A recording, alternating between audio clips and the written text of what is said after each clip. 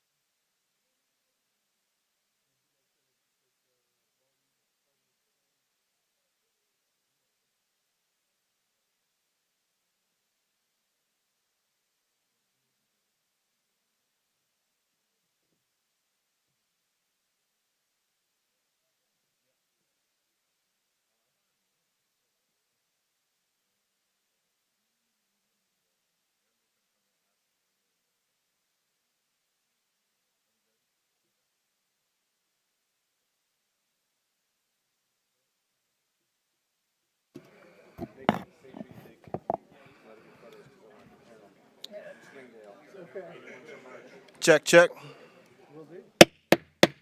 It is 6:30, Tuesday, June 11th. At this time, I'd like to call our City Council meeting to order.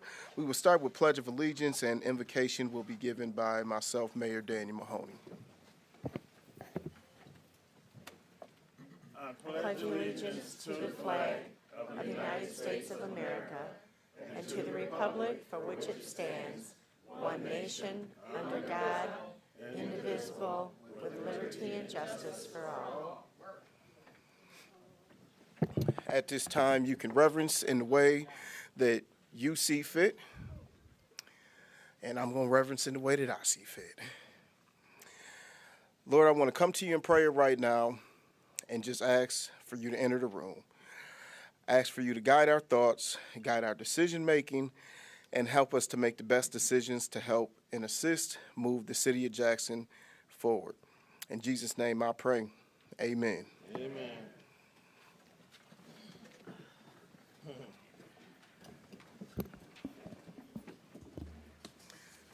Madam Clerk, if you will proceed with the roll call, please. Mayor Mahoney, Present. Councilmember Robinson, Present. Vice Mayor Dancy, Present. Councilmember Gunn, Present. Councilmember Wood, Present.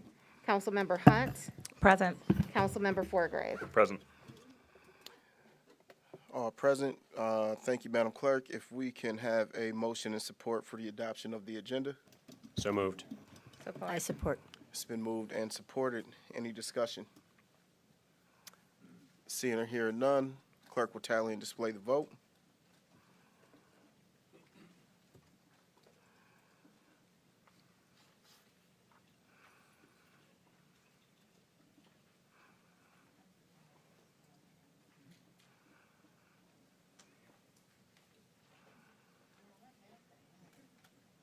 Miss DQ, happy belated birthday. Motion passes, brings us down to item number 5, presentations and proclamations. I'm not represented on that vote. I didn't receive it. You just not gonna vote? You not here? I second the agenda. Come on. Oh, okay.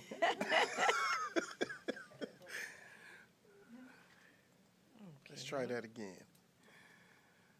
All I seen was green. All I seen was the green sign. Didn't look at the number.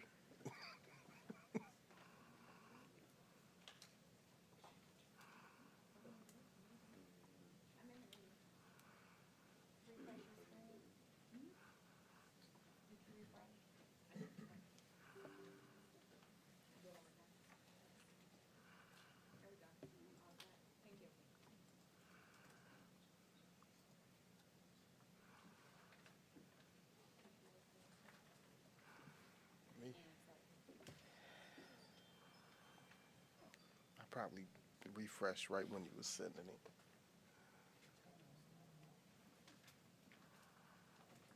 Okay.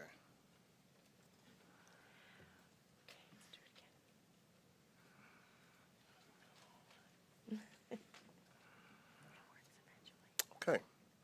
Motion passes and are present. That brings us down to item number 5, presentations and proclamations. Item A, 100 Homes Program Update.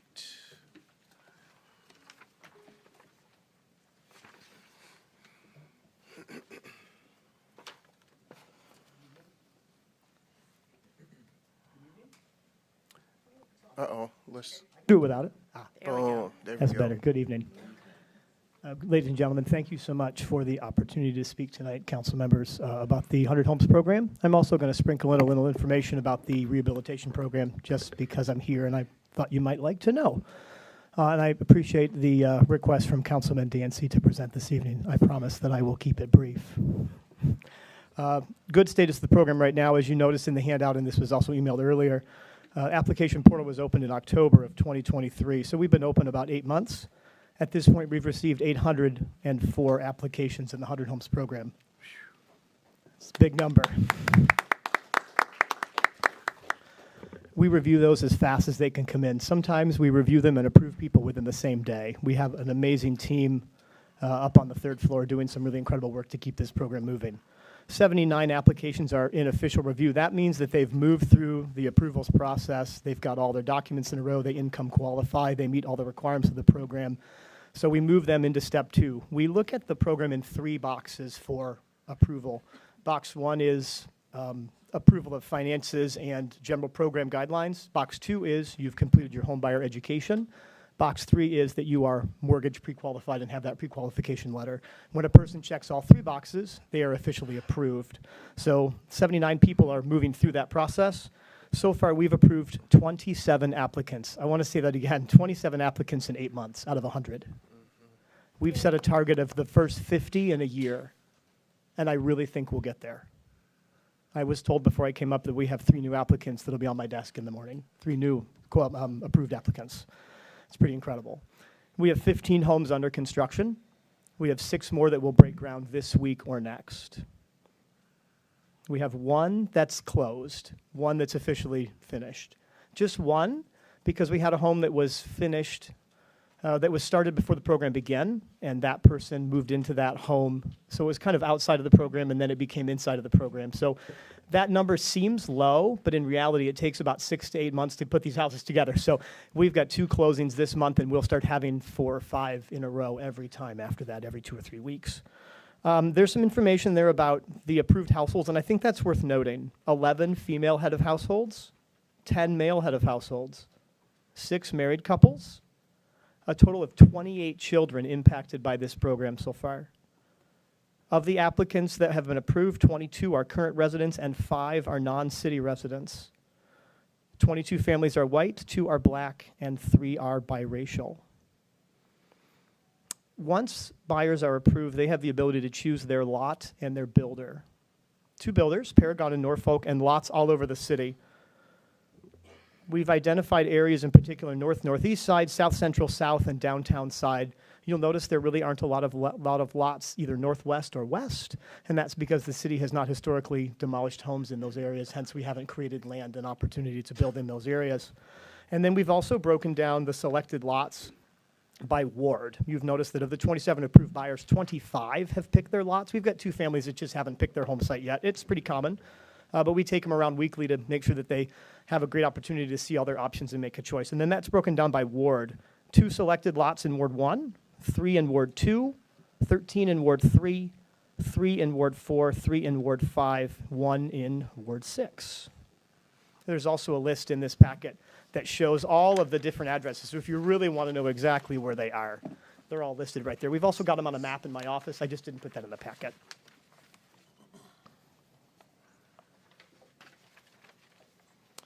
So as far as the 100 Homes program is going, I don't think we can move any faster. If you want us to, we'll try, I promise. But I think, again, as I mentioned before, staff is doing an incredible job. Chris Herman is our rehab specialist. He's here tonight, but Chris is also the person who's behind the scenes reviewing every application as it comes in.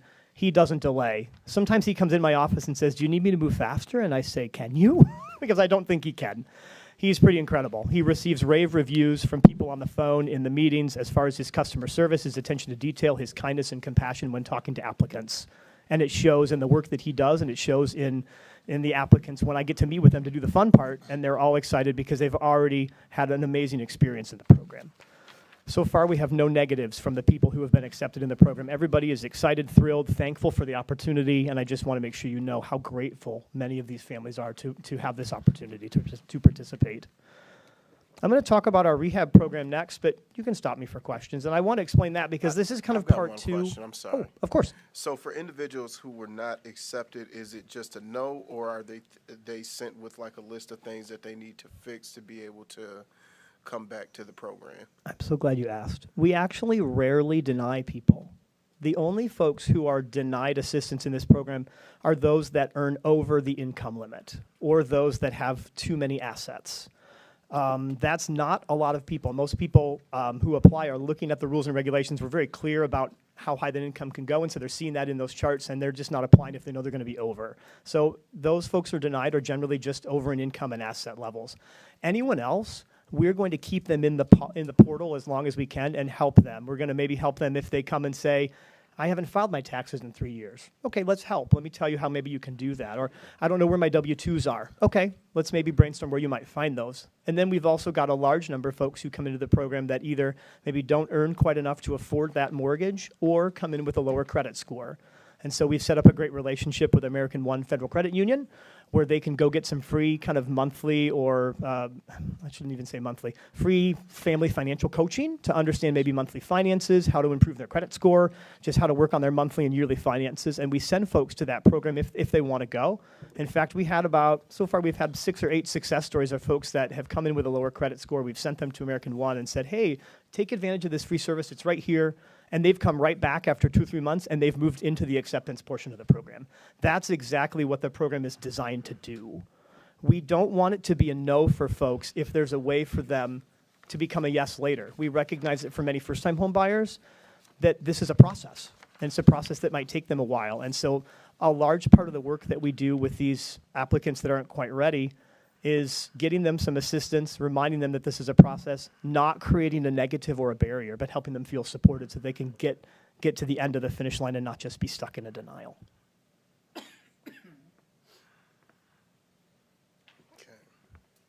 Thank you. You're welcome. I'm going to talk about rehabs now, and I'm going to add that to this presentation, sorry, Councilman Dancy, because they're really relevant to the work that we're doing in the housing space.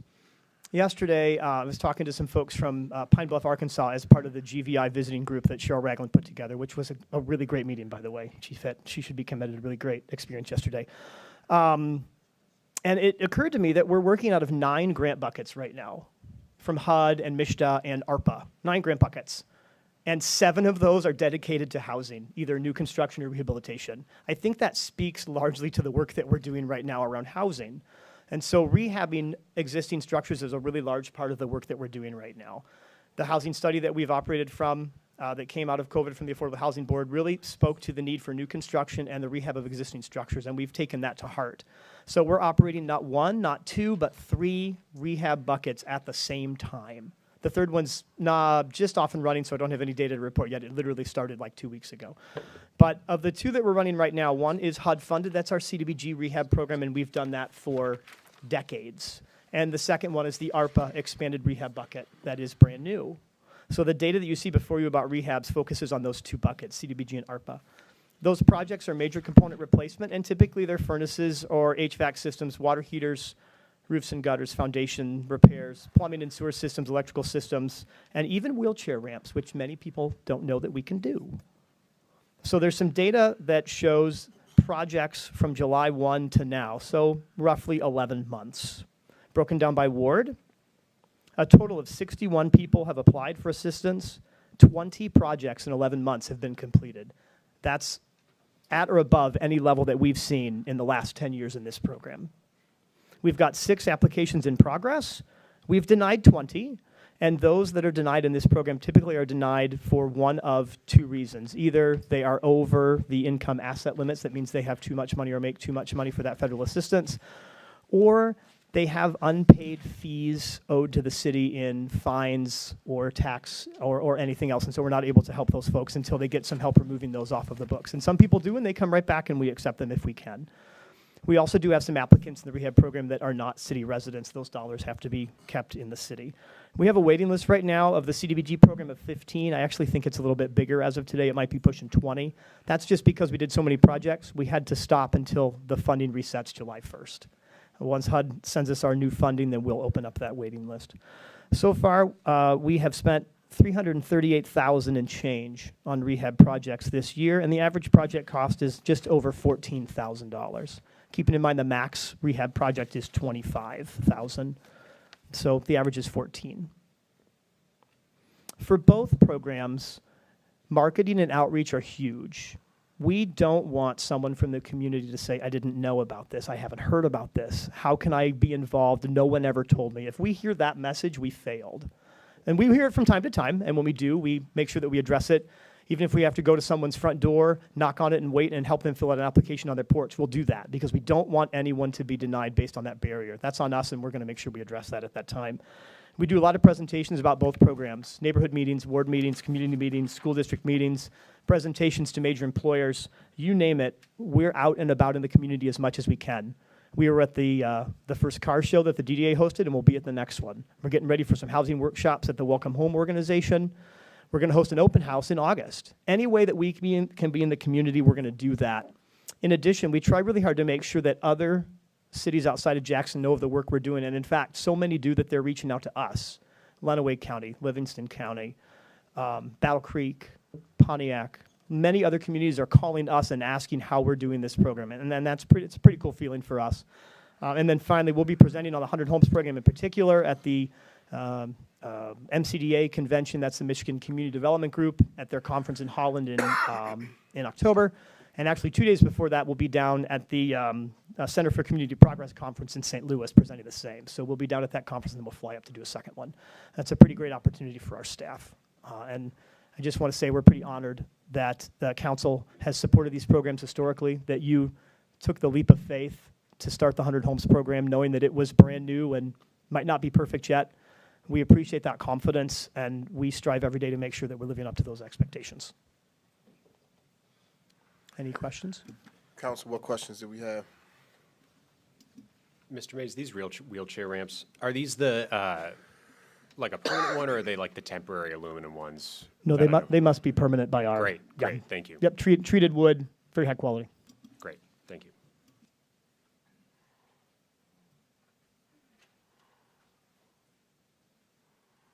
Any other questions, Council? Thank you. Thank you so much.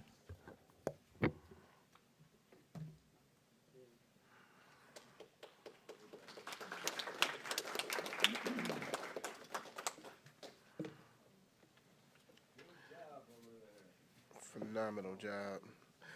Okay, item B, T.A. Wilson, update. If I may, Mr. Mayor, to set the table. Absolutely. It's been a minute since council awarded the RFP to RIA, and they've been working under the lease with us to continue operations, but I felt it was important to get a couple of phone calls and inquiries about what's going on. So I asked Tasha if she can give us a verbal update tonight. So without any further ado, go for it. Hello, everyone. So the city-funded homeless project ended on 3/31. On April 18th, we hosted our homeless resource fair.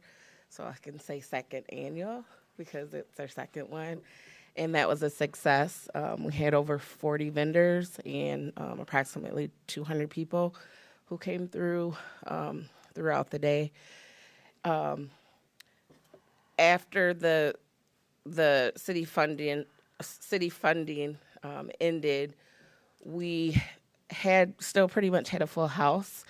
And so we started asking folks, individuals, businesses, for donations. And I'm happy to report that we are still open. We are operating at scaled back capacity. So instead of 24-hour coverage, we open at 8 p.m. People come in, they're able to eat, do laundry, watch a little TV, shower, and then sleep warm and safely. And then they're released at 10 a.m. after chores in the morning. So we're still open. We're still helping folks. There's 32 beds. We're probably at about 15, and we have a waiting list. So we're opening that back up this week. We started calling people on the waiting list so that we can get back up to full capacity again. But that's the homeless project side. In regards to the Michigan Community Center grant, I'm happy to say that we finally signed the agreement yesterday. So things are progressing. I think the overall deadline was 6/15, so we're a couple of days ahead of that schedule. And then we'll have some funds released so that we could start moving and shaking on so the city has already provided the property agreement. We've already had our attorney review that, and we're pretty much good to go. We will, and I'm glad I have this stage to share this, when we do the walkthrough with the city, to have them explain all of the things that were identified on the list of what we need to do to bring it up to code or whatnot. That day is going to kick off our request for a proposal process. And so we'll be releasing that probably in the next 30 days. And any local contractors that are interested in working on part of that project to help us bring everything together for the community, we encourage you to come out that day. I don't know if you had specific questions. We do plan to release the full report by the end of the month. I can say that we helped 123 folks. They stayed at least one night in the shelter between November and March 31st. And we're continuing to help people, continuing to help them navigate to get connected to resources, working in partnership with different organizations. When we were open 24 hours, we had Michigan Department of Health and Human Services and Community Action Agency were there weekly to kickstart the housing voucher process and to ensure that everyone had their or applied for benefits.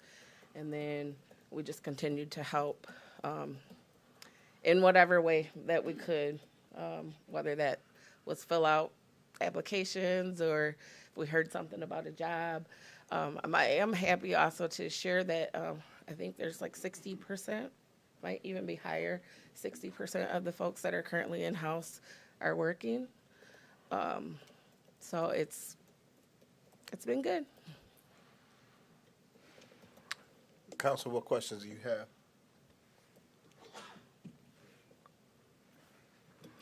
Is there a projected date that you plan to take full possession of the building? I need to touch base with Jonathan, but I'm thinking we're still working on the request for proposal. That should be done within the next 30 days, and we want it to align so that's ready to go for whatever date we schedule. So,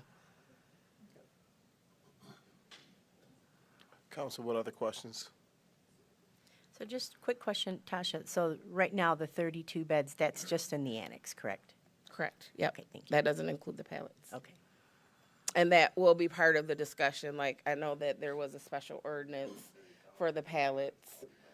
So we'll need to understand what it will entail to put those up by the winter. Like, what can we do permanently to make that happen? And that will be, so it was 10 pallets and they could sleep 2. So that would be 20 additional beds. We have applied for grants in addition to asking for donations, and we have secured some grants, some smaller grants, and everything, fingers, toes, eyes, all the body parts are crossed, in addition to a lot of prayer. So. You said you were opening up the waiting list. What's the process for someone being eligible to be there? They just call me. Okay. They either call me, Selena DeVita, or they send a message on Facebook, and we add them. And then there's we do a pre-screening and a full assessment. Is there any activity going on in the larger part of the building, or that's just exclusively the annex? Nope, just the annex is open right now. Thank you.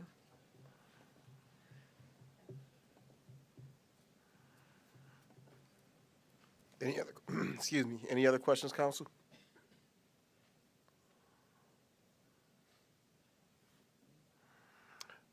Will we know the projected date by next month's meeting of the? I Should would we say so. expect that to be? Yeah. Okay. Yeah.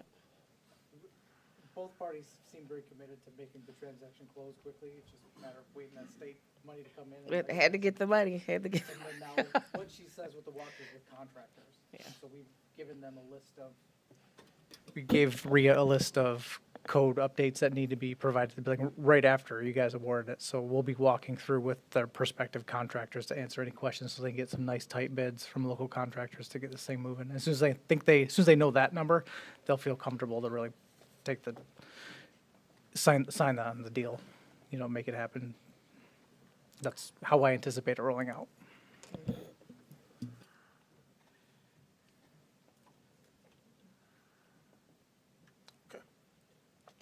Any other questions?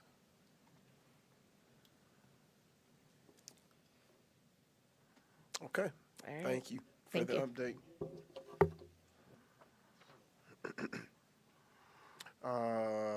We have no public hearings for item number 6. That brings us down to item number 7. Citizens' comments. We will start with reading the rules for speaking before the city council. Number 1, each speaker will state their name and address prior to addressing council. Number 2, each speaker is limited to up to 3 minutes. During the citizen comment portion of the meeting, council members will not debate or answer questions at this time. Number 3, each speaker should be polite and courteous to the council and members of the public in attendance. While any speaker is free to express his or her opinion on any subject, no speaker may direct personal attacks at any member of the staff or council unrelated to the manner in which they perform their duties, use obscene language while addressing the city council, or engage in disruptive or disorderly behavior during a council meeting. Number 4, should any speaker cause a breach of the peace through their conduct, the mayor may declare the speaker out of order. Number 5, if a speaker is declared out of order by the mayor and refuses to cease and desist from disruptive or disorderly conduct, the mayor may order the person removed from the meeting. Number 6, each speaker may speak once under public comment and may not yield their time to others. Mr. Hastings.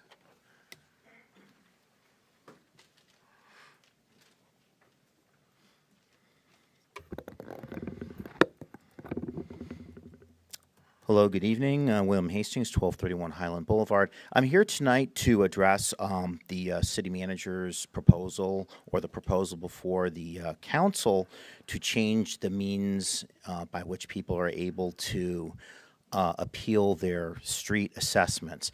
Now, to begin with, let's just start with, there's really kind of 3 parties at the table. The first one's the city manager.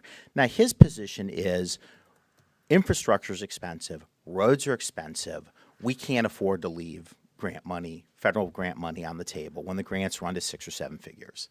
And I think that's there's really no ulterior motives there. It's really not hard to understand that position per se. But when we look at the homeowner's perspective, it's important to remember that human nature is pretty much predictable and pretty much unchanging.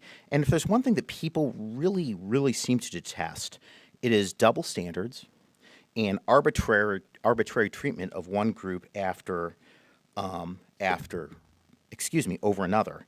So I believe this measure would create a 2-track system of citizens' ability to appeal and to try to redress their usually 5-figure special assessments.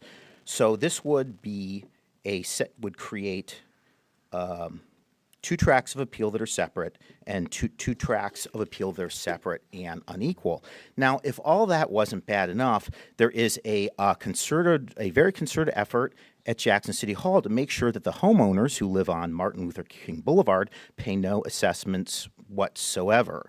So we're going from talking about a 2-track system to maybe a 3-track system to a multi-track system of citizens' rights to appeal, which is might just be completely arbitrary to the point that it's not even really comprehensible or defensible to anyone. So as the artful young representative from the 4th Ward expressed, he said people have to eat their vegetables, by which he means people have to pony up, the money has to come from somewhere, and so on to pay for this. But what does it mean? How do you tell people you need to eat your vegetables and pony up for these street assessments if the people on MLK are not only do they not have to pay their vegetables, they get to have eat their vegetables. They're told they can have cake and ice cream for breakfast. So the final party at the table is all of you. You know you're going to keep seeing wave after wave, group after group of people coming in here to appeal their street assessments, and you're going to have to defend the change in these standards or these multiple standards or arbitrary standards. So I would think very carefully about your own position and having to explain these changes to your constituents in the months and years ahead. Thank you. Davida Quinn.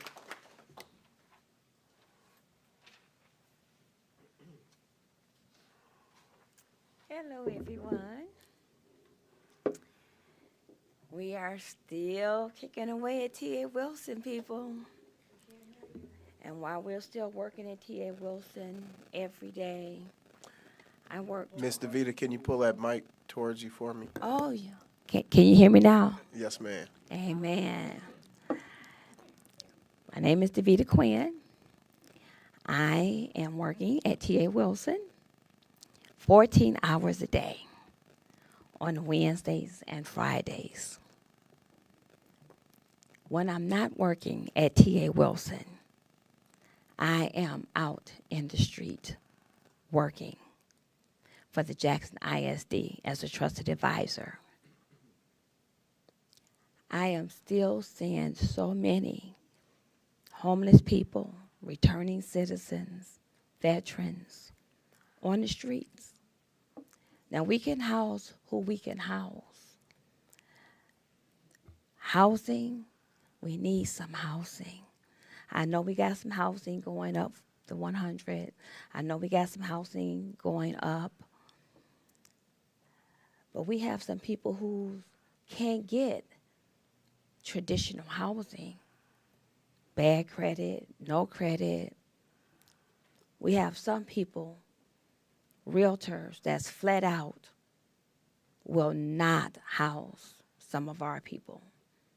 I've tried to talk with them to try to get housing for those people. No way, no how. We're never going to give them a place. We have some mother and children living at all of the motels and hotels around the city. They need housing. I don't know if you all know that we have some people that's been living in hotels for 13, 14, 15 years. That's their permanent housing because they can't get any other traditional housing. So I don't know, what we all going to do, about trying to help with those who can't get traditional loans or housing, pay rent. It's still the housing that we need. But we are doing the best that we can do at T.A. Wilson Residents in Action. It's just what our name says. We are residents that are taking action every day, doing the best that we can do to ensure that everyone that comes through our door, that calls us, that needs some help, we give it to them. We make referrals. We help them in the community every day. Believe me, I tell you, every day. So thank you. And thank you for Mr. Mayor back from Dubai. Have had a great birthday. Sure did. Bye. Vanessa Mulnix.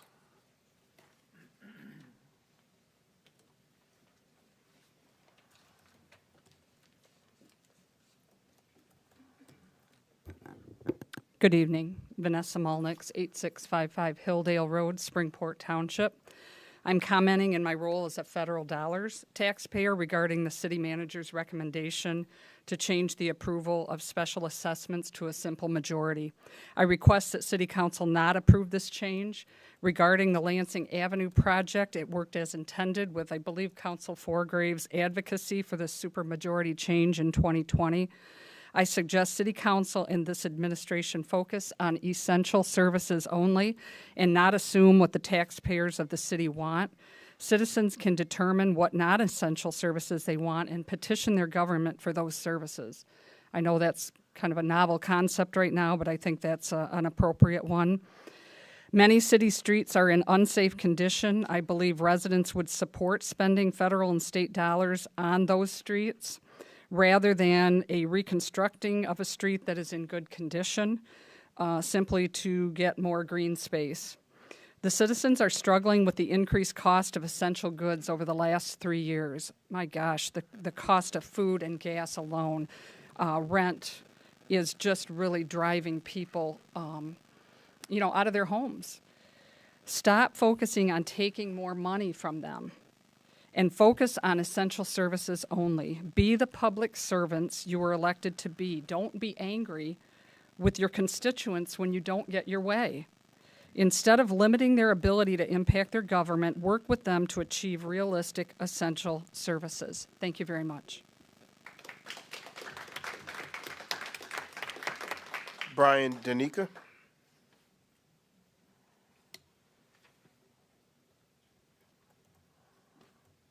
Hello, I'm Brian Danica. I'm currently homeless, stay at the T.A. Wilson School. I got a couple issues to address. Can you guys hear me? All right. Well, for one, I know you guys were granted $2 million for funding for the homelessness.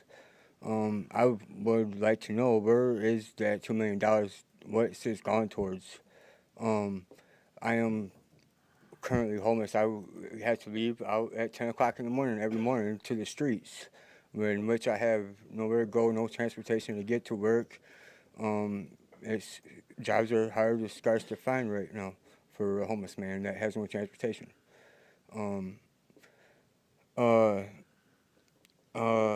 Man, I got a couple of issues to address. I feel the school should be open 24 hours because I am well aware of what they get paid too. I know what the state gave them. I know what they paid. They bid double to get to school and all that. It all seems like a money thing to me. I want to know, where's this money going? Why is us homeless? I want to know, why is this money not going into, like, all the demolition that I've been witnessing going on the past few years with Joe Smalley? Why did they not renovate those houses and buy those abandoned, or turn them into abandoned houses if they were, or whatever, turn them into houses for the homeless? Do something good. Why waste the money, or why waste time, or be selfish or greedy with the money? I understand money means a lot to most people. I'll be happy when this world changes and I can live in a one-bedroom house for free and have free electricity. I can't wait for that day to come, because it's coming. That's all I gotta say. Thank you. John C. King.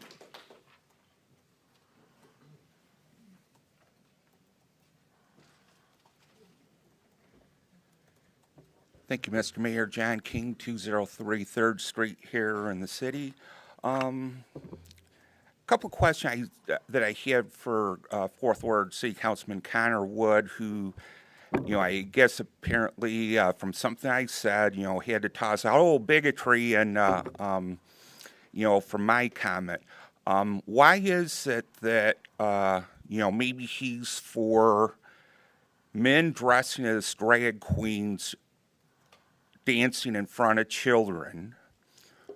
Also, why from Joe Biden on down to Karen Bunnell, and I assume him, why do they want books in grade schools that depict prepubescent children having homosexual sex?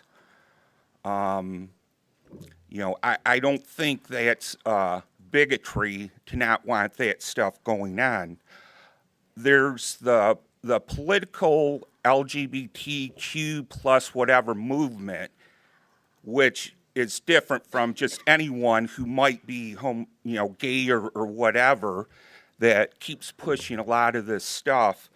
I think of, like our city's PR guy who pushed the lie that, there are all these homosexual and racist comments that on Facebook, and that's why he had to censor everyone, not allow anyone to comment.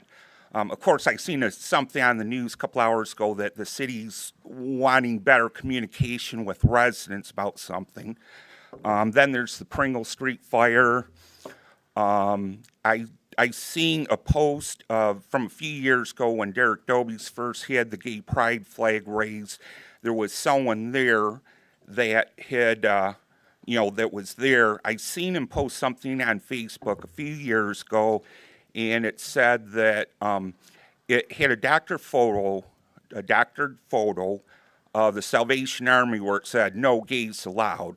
I then posted the original comment, or the original photo that said, like, doing the most good, to inform them of what the truth was. Of course, within a few weeks, I seen him repost the doctor photo to push the lie about the Salvation Army. So, there's all this, all the hate that, Connor Wood and others pushed back in 2017, even now. So it'd be nice if that would stop. I understand Jonathan Green's point, with, I don't envy, his position in this case, having to tax people, and that's what assessments Thank are. you, Mr. King. We're a Rust Belt city, not Ann Arbor. Brooklyn Hay. Did I say it right? I'm sorry. Brooklyn Hoy. Thought that was an A. My mistake. Hi. My name is Brooklyn Hoy, 1029 Maple Ave. I'm with the Welcome Home organization, and I just want to speak on a little bit of what they've done for me. I've been with them for about a year and a half. I myself suffered homelessness. I was born into poverty. I wasn't given very many opportunities, and being with this organization, they've given me a chance to start my own small spark business for a nonprofit with their youth programming. And I'm really nervous, sorry. Tacos. I'm sorry? The tacos. Yes, the tacos. Yes, some of you look very familiar. So thank you for having me here today and allowing me to speak. I just want to say that I fully support their movement as a unit and in the community. They've done a lot for me. And for somebody that's not been gifted very many opportunities, they fully backed me in every decision, every dream that I've had for me and my children. So I would propose that the vote that they need to start these veterans housing is something that you would approve. That's all I have. Thank you.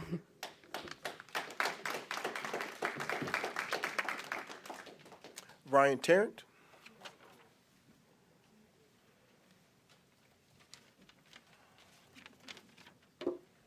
They never make these things tall enough.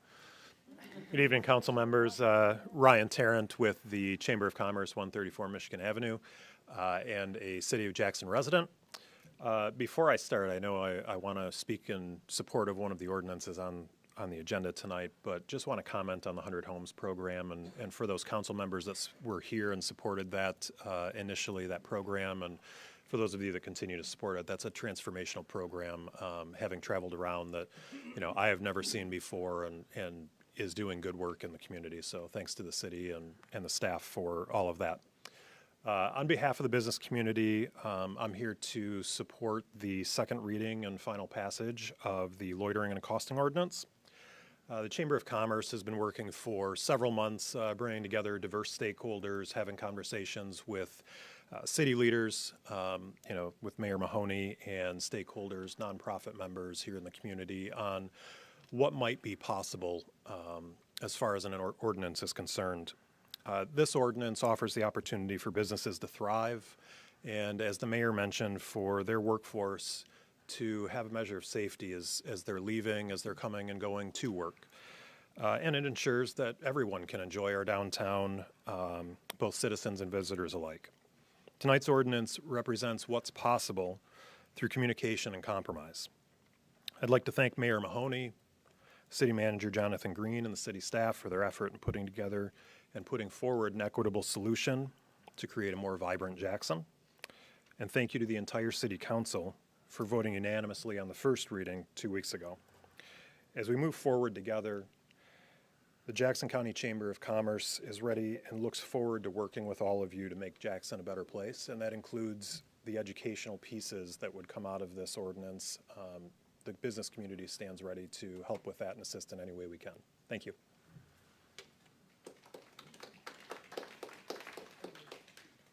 Catherine Hall.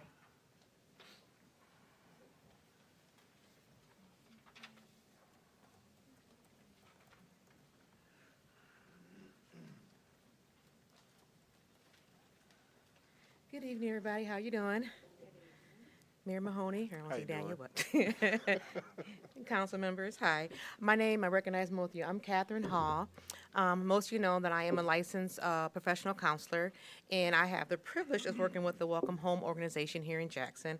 And I am on site there. I have my office there if anybody wants to referrals. Hello. But anyway, I have my office there, and I am there assisting with clientele with counseling. And I want to recommend that the Welcome Home organization help get funding to construct the 2 veteran homes. I have seen firsthand what they have done with the community.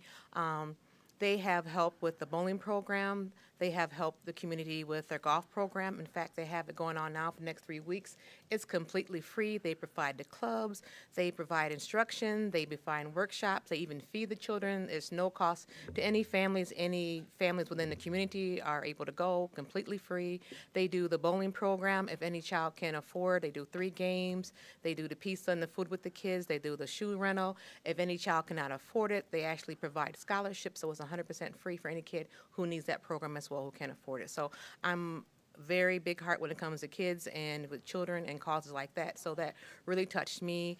They also have the 24-hour daycare in town. And then as many who know me personally know, I have a son who is on the autism spectrum. So it also touches me as a mother, without the professional hat, but as a mom hat right now, to see them helping special needs kids. They're actually in the works now. They have the board approved it to open up the first special needs daycare in Jackson County, specifically for kids with special needs. So that is wonderful. So I love to see what they're doing. It's like the moment they get an idea, they get it approved, their boots on the ground. They are doing it. They are doing the work. They're putting in time to get those things done for our community. So I wholeheartedly would love to see them helping veterans and also to bring counseling services to veterans. If anybody has a family member that is a veteran, we know it's out the bus line. It's hard to even get there for hospital visits, for services, or if you can't go to the one here, you have to go all the way to Ann Arbor to that hospital. So to have more services here, the housing here in Jackson, in the area where people can actually get to there, right here near the south side,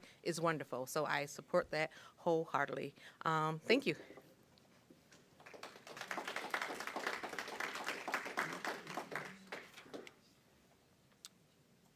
Jeannie Brown.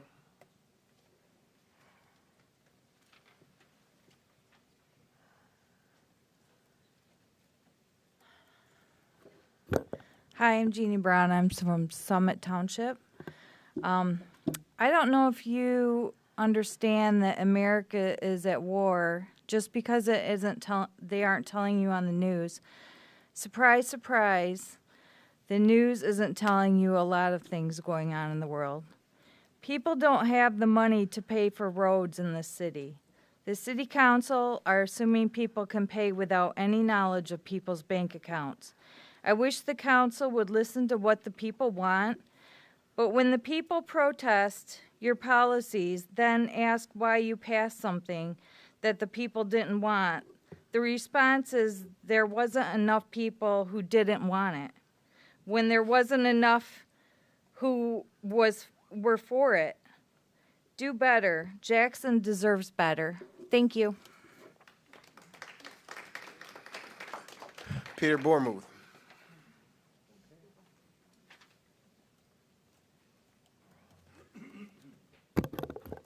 Peter Bormuth, West Pearl Street, downtown. I want to first address this proposal for home ARP affordable rental construction. There are 2 separate organizations that are combined in one proposal: Welcome Home Organization, who we've heard from, and King Community Homes, which I note that there's a conflict of interest because, you know, your director of equity inclusion is a member of the board of that. So I feel like those 2 things should be separated. I wanted to address the ordinance for homeless people who are, loitering or accosting people, that would be 10B. The penalty seems to me to be wrong, because you're going to issue these people possibly a ticket, which they can't afford. So then that's going to go through the court system, and a warrant is going to be issued for this person's arrest. So the next time they interact with an officer, they're going to go to jail, which means the people are going to pay for this person being in jail. I think it would be a better idea if the penalty were like 10 hours of community service and you make them pick up the litter downtown, the cigarette butts and the trash that's left behind. I would just think the ordinance needs to be tweaked. I'm not opposed to it. I understand the need for, the build for the business owners. I also want to say that there's a perception of fear here that doesn't actually exist. It's not reality. I've lived downtown for 14 years. I have people come up to me all the time asking for money. I've never had anyone, assault me or try to rob me. I've never seen any of the regular panhandlers do that to any person downtown. So I think it's your television set. It only has two messages. One is spend all your money, spend all your money, spend all your money. And the other message of your TV set is be afraid, be afraid, be afraid. And I think we have people who are simply afraid. And we're trying to address that through an ordinance, not the wisest thing. Finally, I want to just say that Connor Wood, it's very easy to pick on John King and some of his Fox News opinions, but I ask you to do something about Congressman Tim Walberg, who actually proposed that any consensual homosexual relationship should result in life imprisonment, and that any grooming relationship should result in the death penalty. And did you do anything? No, but you're willing to pick on John King. That reminds me of someone I know called Derek Dobies.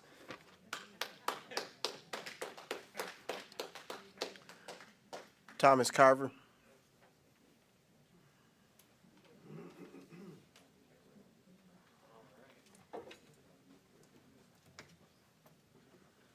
Hello, council members. Can you hear me? My name is Thomas Carver. I'm at 1207 Winston Drive, and today I am here on behalf of the Welcome Home organization. You guys have already heard from some amazing individuals who also have done work with Welcome Home organization, and I can sit up here and talk for several minutes on all the good things that these guys have been able to do, not only with my life, but seeing, firsthand experiences within the people here in this community. The one thing I can say at the end of the day is the individuals care very, very much about not only people here within our community, but veterans, family members, youth. You've heard of the golf initiative, you've heard of the bowling program, you've heard of all these different ways that these guys are consistently giving their time, their energy, and their money to be able to make a difference here in this community. And you take a look at the things that we're looking to do over on Woodbridge Street there with the veteran homes. I myself am a veteran. I served a little over 5 years in the Army, 2 deployments to Afghanistan. My second deployment didn't go as well as the first, and I was then sent back to the States where I was then medically retired. The one thing I can say in this world is a lot of veterans, a lot of people are trained to go overseas, but nobody really trains you to come back. And I myself spent several months or several years really bottling everything up, trying to figure out how to deal with my emotions, how to deal with my anger, how to deal with everything that I had seen. And I didn't have anybody to turn to. I didn't have a lot of resources. And like a lot of people here in our community, they don't want to turn to the government and they don't want to turn to the VA. So when you take a look at people like the Welcome Home organization and what it is that they're wanting to do, not only for this community, for the youth, for the families, but also for veterans, it has me wanting to raise my hand and say, hey, I'm here to help. And that's why I volunteer my time there. And that's why I work closely with Jason and Victoria, because I get to see their passion. I get to see how much they care, and bringing people like Catherine into the loop, experienced therapists that are there to counsel people that are going through traumatic experiences and being able to go through these different things.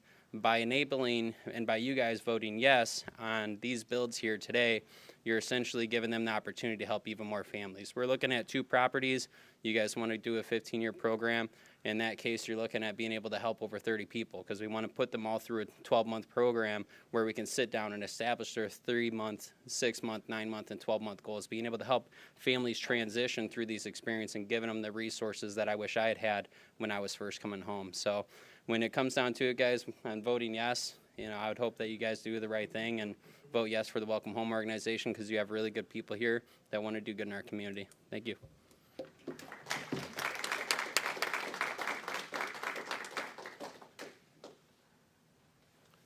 Milton Egan.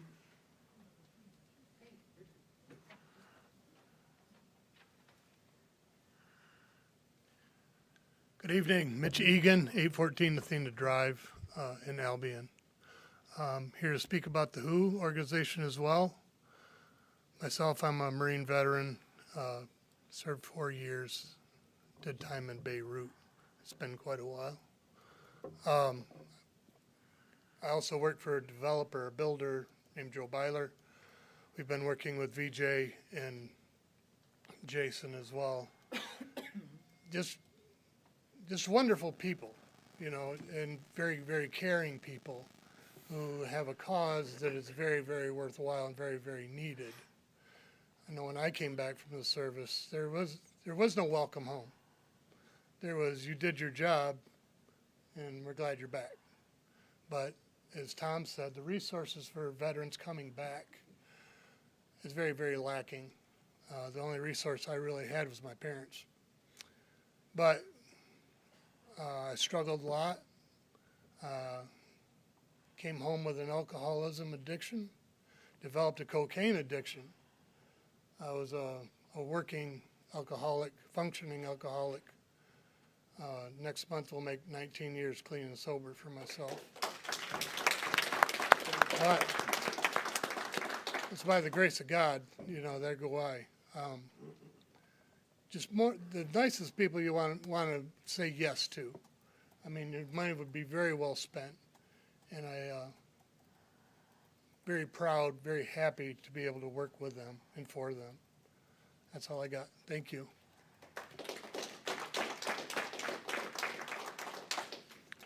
Jason Overmeyer.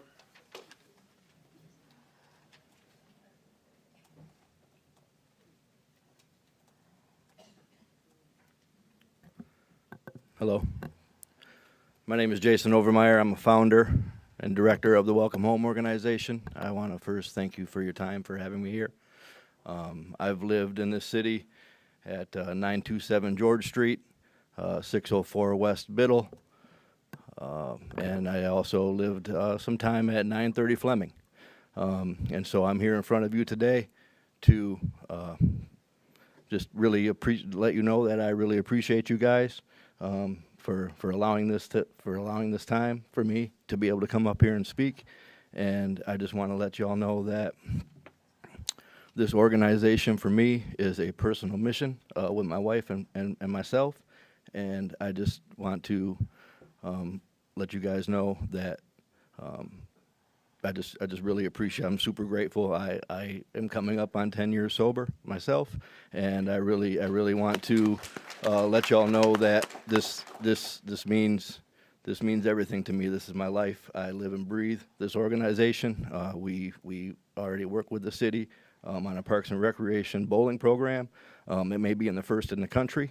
We've never heard of this before. Like has already been stated.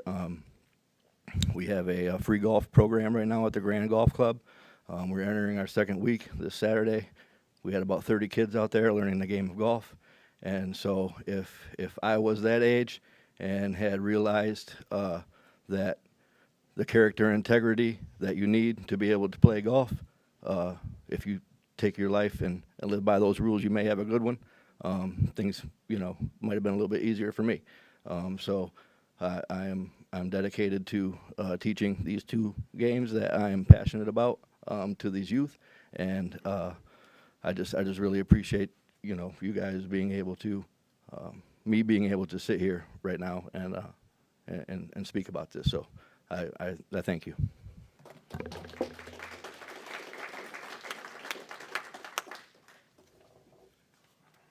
Victoria Jimerson.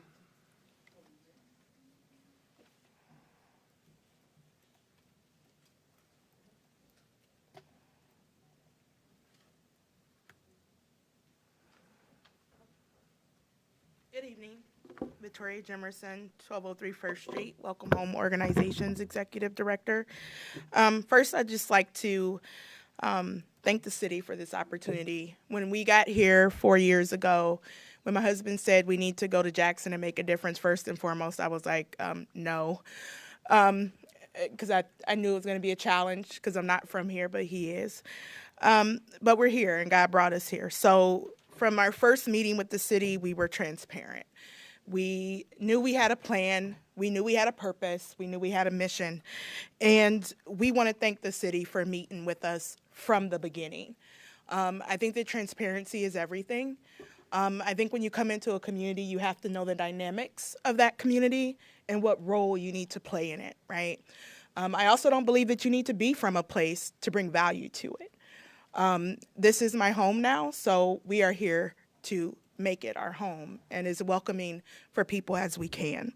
I do want to give a special shout out to Chris Atkins and Corey Mays for working with us, advising us on zoning and requirements so that we can move forward with this. We've been in talks and, with our board, trying to figure out what do we do to bring housing to Jackson for people that need it. We asked that the city council vote yes on this award. We did the work on the RFP. We feel that we can meet the requirements, and we feel that we can do it with purpose, passion, and it's going to be successful. These 2 homes would be built for veteran families in transition, as well as youth aging out of foster care and families that may be transitioning out of homelessness. So we will be working with other local nonprofits to ensure that these houses are filled. We plan on putting them on 12-month program like Thomas mentioned. There will be a liaison for each one of the houses to work with the families directly to ensure that that happens, because we want to make sure that we maximize the use of these homes, right? Let's see. Okay. That's a lot. I said in a little bit. Okay. I want to thank you. I also want to thank our board members for showing up this evening to support us. I want to thank the city council for coming out and buying tacos. It goes directly to our youth programming. We look forward to more programming with the city of Jackson. It was an amazing success, 58 kids every week. 26 seconds.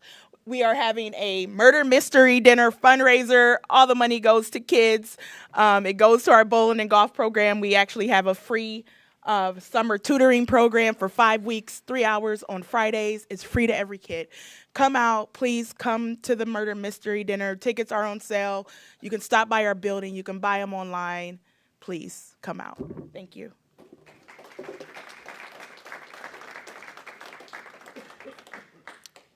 Mr. Parker.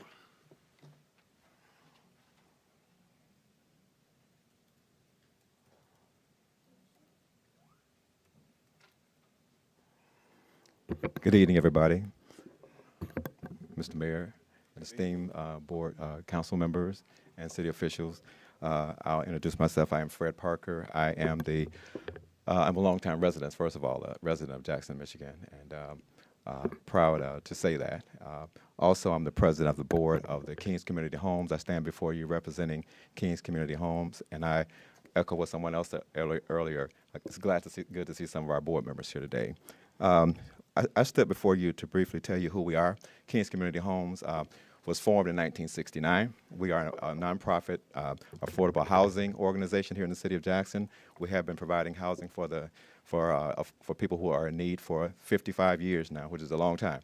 And we are very proud of that. Our board members have a strong commitment to providing affordable housing, which, as you all know, is desperately needed these days. We have such a shortage, and we can look at our waiting list that we have now. We have hundreds of people on our waiting list now. And so we just are excited about what we do and what we continue to do. And I want to say just a word about our board members. We have board members that many of them, some of us, I won't say them, us are not only community members, but we also, the people that we serve are people that we love, people that we worship with, people that we go to school with, they're our family. So we have a passion about what we do, and we're serious about making sure that we do everything that we can to provide the best affordable housing that we can for the folks that need it. I want to just say real quickly, Mr. Green, Shane Laporte, Corey Mays, and some others have really worked with us over the years, and we've developed a strong relationship with them. And so they sometimes meet with us at a moment's notice to make sure that if we have questions about things that questions that we've had over the years with inspections and whatnot, they work with us. And so we've developed a strong relationship. And now we have the potential of partnering with the city to provide homes here. So we are looking forward to that. Hopefully the council will approve that. We are so proud of what we do and what we're looking forward to doing to providing housing for the city. So we're just thankful for the opportunity, and we're looking forward to partnering with the city and having a strong relationship and providing the housing that people so desperately need. So we're looking forward to it, and hopefully that you guys will vote for that, and we will do the best that we can to continue to provide, after 50-something years, affordable housing for the people here in the city of Jackson. So thank you for your time, and you guys have a great night.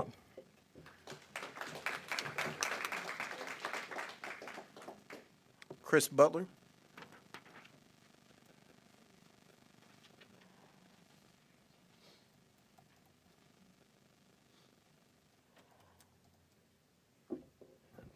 Hello, I'm Chris Butler. I live at 722 Union Street here in Jackson. And I'm a general manager at M&M Automatic Products here in Jackson, and also a board member of the WHO organization. Been a board member for about 1.5 years now, and in that time I've been involved with numerous events to enhance the lives of our youth and veterans in the area. I have personally experienced these effects and initiatives with the youth with the college scholarship program that WHO sponsors with a lot of the donation dollars. These are all hand-ups, not handouts. I also have my own 2 daughters personally get involved with the bowling and golfing initiatives that WHO sponsors, making lifelong friends along the way. I've also donated my personal time and money to assist with these initiatives, along with donating my own personal money to purchase some of these lots that are up for the veteran build.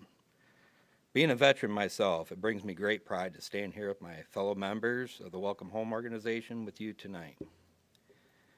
If I didn't personally believe in the direction of this organization, I wouldn't be standing here in front of you. So, and that's all I got.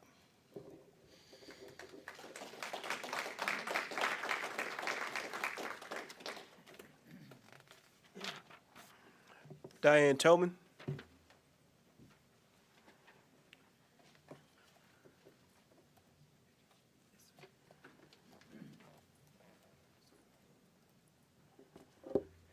I'm Diane Toman, 512 Spark Street, Jackson, Michigan. Before you listen to or vote on Jonathan Green's proposal, I want to give you some background. On February 15th, 2023, there was a neighborhood meeting at the Calvary Methodist Church, and John Dowling should have known the residents and the businesses would say no to that project on Lansing Avenue. The International Hot Dog House was told they were not part of the project, but they got a $30,000 assessment notice. We were also told sewers and water lines were already replaced and not part of the project. They just wanted to narrow the street to make it green. Only one person at that meeting was for the project, and once he found out he had to pay, he did sign the petition. Those are important concepts. The city has purchased part of the point for the change in the intersection. Hopefully you've rescinded that so that we're not buying it, because we don't need it. We don't need more green space. We need backup plans. Millage is only one, but we need B and C for road funding and improvements. Maybe asking the property owners would be a novel idea. Maybe they would have worked with you on the project, but not at the cost that you wanted out of them. International Hot Dog has already cut their hours, and I'm thinking that's because they can't get enough help. Just because you have $1 given to you by the government doesn't mean you have to spend it. I know it's a grant. That part of it will go back. Why are we as a city buying a church on MLK and Franklin Street for $130,000? We don't need that. We need to increase businesses and build new neighborhoods so we don't end up like Albion, because we are headed on the fast track to Albion. And why did Albion end up like it is? They don't even have a school in their community. They have to go to Marshall. They had to close the school. They couldn't afford it. Oops, I'm running out of time. We don't need individual houses scattered throughout the city, but the one across from Loomis Park with the garage is a great idea. That looks like a real house. And I don't know if it's the city's house or not. Again, the DEI funds need to be placed back in the city budget to help with our road costs. Thank you.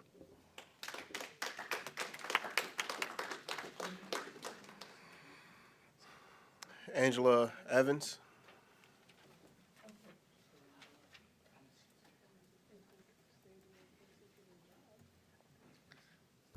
Good evening, Mayor Mahoney, council members. Thank you for allowing me to speak.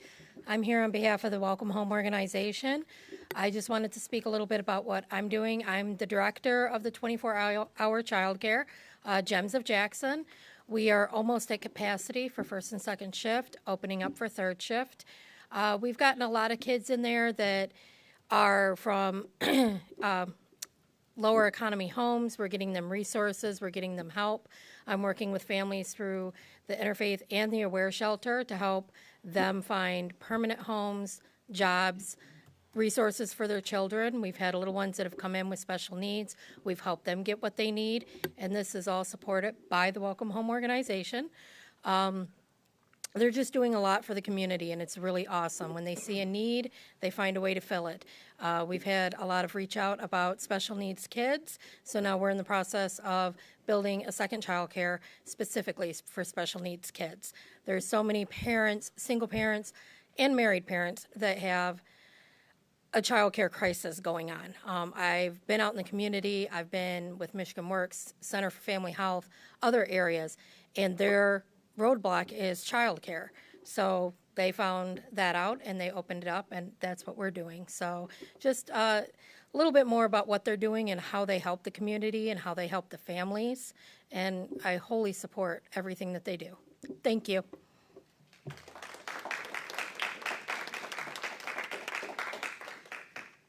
Cindy Evie.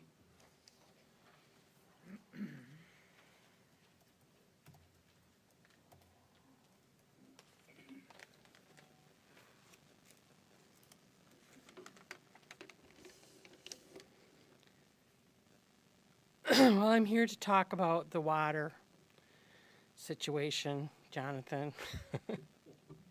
I've always thought that Jackson Water was pretty good, but not anymore. I'm here because the water stain in my toilet has changed from a rusty brown stain, which I think everybody's familiar with, to a blue stain. And just to tell you, I don't have anything in the tank of my toilet that's making it blue. So Jonathan has been responsive, and so have Mike Osborne and Tim Pickett.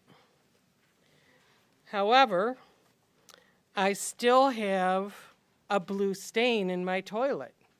And I have, if I run it in a white bowl and leave it sitting on the counter, I have a blue stain in that too. And I'm not drinking it. I just can't drink that water. Nobody knows what it is. You guys gave me reports that don't say what the blue is. I want to know what that blue is before I drink the water again. So, according to the National Institute of Health, a pH of 11 requires special attention due to potential human exposure. The pH of the water coming into my house is 9.1 and 9.2. That was on 2 different days that they tested it, which is really a little too close to corrosive for me. You know, highly acid water can dissolve the built-up limestone and then start corroding copper pipes. And high levels of chloride can do the same thing. Corroding copper pipes leave a blue stain. I believe that's what's happening, and I believe the city has a responsibility to figure out what's going on and not just leave it, because that's what's happened now, right, Jonathan? You guys are done? Okay, anyway. So this is new. This has just been happening for a month or so. If it's corrosion, it needs to be addressed right now. You know, Flint, anybody remember Flint? Corroding pipes?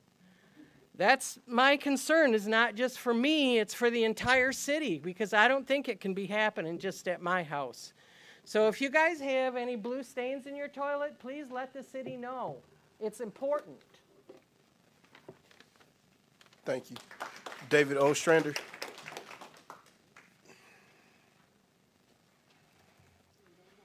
My name's David Ostrander. I live at 633 Oak Hill Ave, Jackson, Michigan. I'm here today because a lot of people say that I got a loud voice. Well, I'm going to let you guys know I got a real loud voice now, because I am running my mouth to whoever I can get to listen to me, because that man there knows that they did me wrong when they came to my house, and they sent people to my house saying I was illegally dumping on the railroad tracks. False statements. Okay, let me back this up a little bit. Every one of you guys has got kids. Every one of you guys. If a 12-year-old kid was getting beat up by an adult, what would you guys do? You would have done the same thing I did. I beat the crap out of the cops. Okay, Officer Edsman, he's a city inspector now. Shane Laporte sent him out on my street, knowing that there's a conflict. That is stupid. Why would he do something like that? Then Brian Taylor makes a statement to me on the phone. Well, none of this stuff would be happening to you if you didn't, if you guys didn't call us out. You know, what's going on with this city? I'm the only one got a letter from MDOT saying that I was illegally dumping stuff on the railroad tracks. There's nothing there. The guy came and said and seen for his own eyes there was never nothing there. So, my opinion, Shane Laporte and Brian Taylor needs to be fired. And he needs to get put in check. And I want to know what happened to the money that you guys got for the 100 houses, and that you're charging people upwards of $200,000 to buy these houses that the federal government give you guys. Where's that money at? Why would you charge people upwards of $200,000 when you already got a grant from the federal for 100 houses? But nobody can answer that because everybody got lined with money in their pockets. They don't care about the city.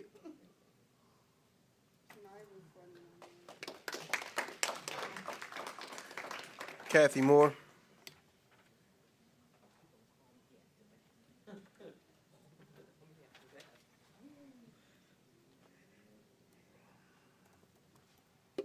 Good evening.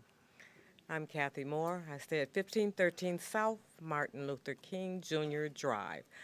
I now have two things to talk about. Mr. Mays, a couple of weeks ago, First Ward had a quickie meeting.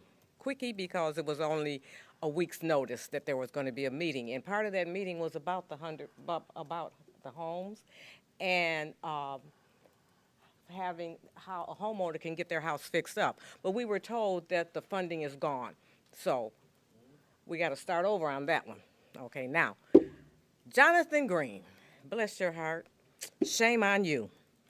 To say that we have been allowed carte blanche to property owners. Property owners should be able to talk when you're getting into their pockets. You're taking money from medical, from feeding, from everything because of a street that you want to reconstruct. Martin Luther King was fine. Now there's some potholes in it from the equipment that is being used to put the water pipes in.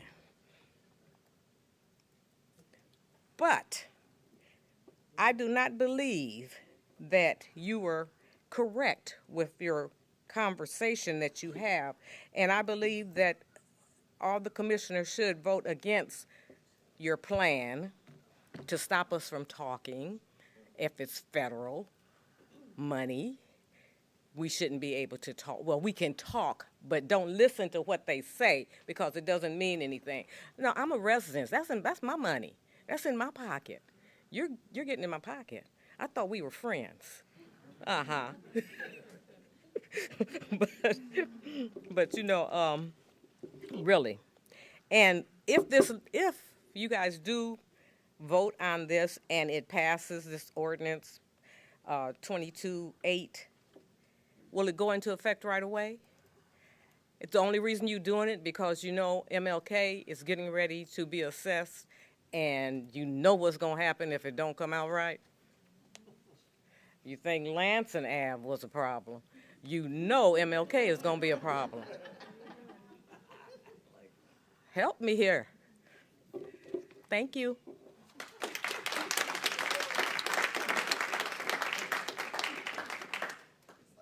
Jan Tornga.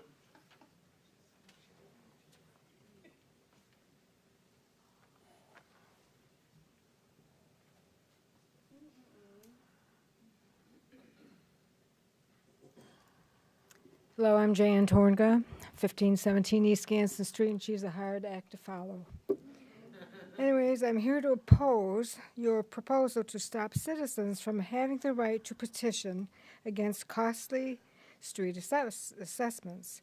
You are totally doing a far left overreach. It would behoove you to stop with the far left progressive movement and harnessing the right of the citizens of Jackson, Michigan to petition. Actually, on any proposal in this city. Thank you.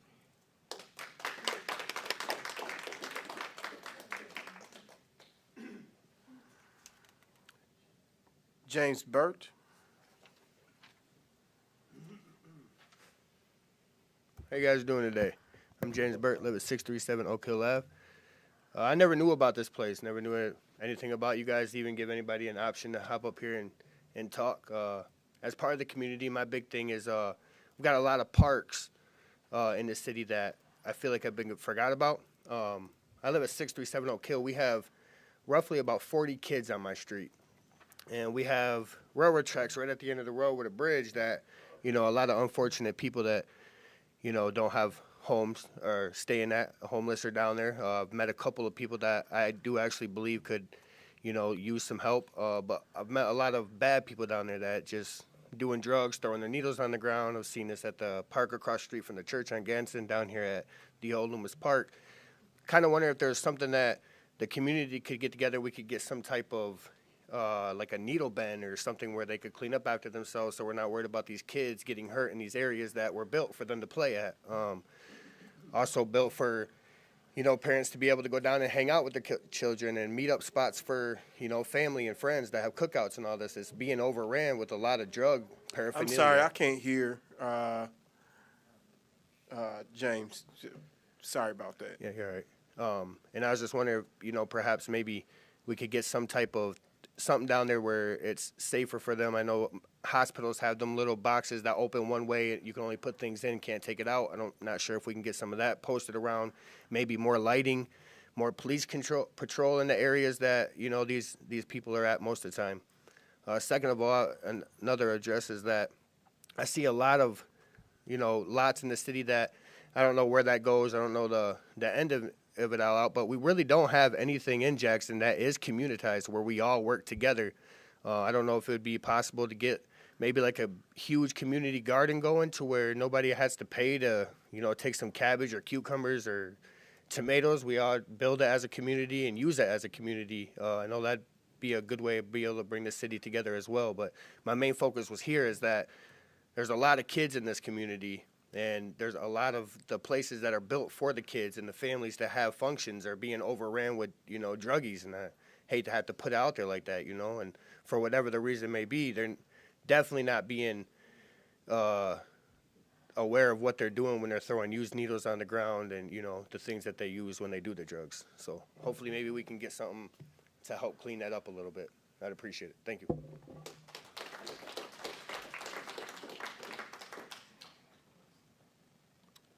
Michael Roxbury.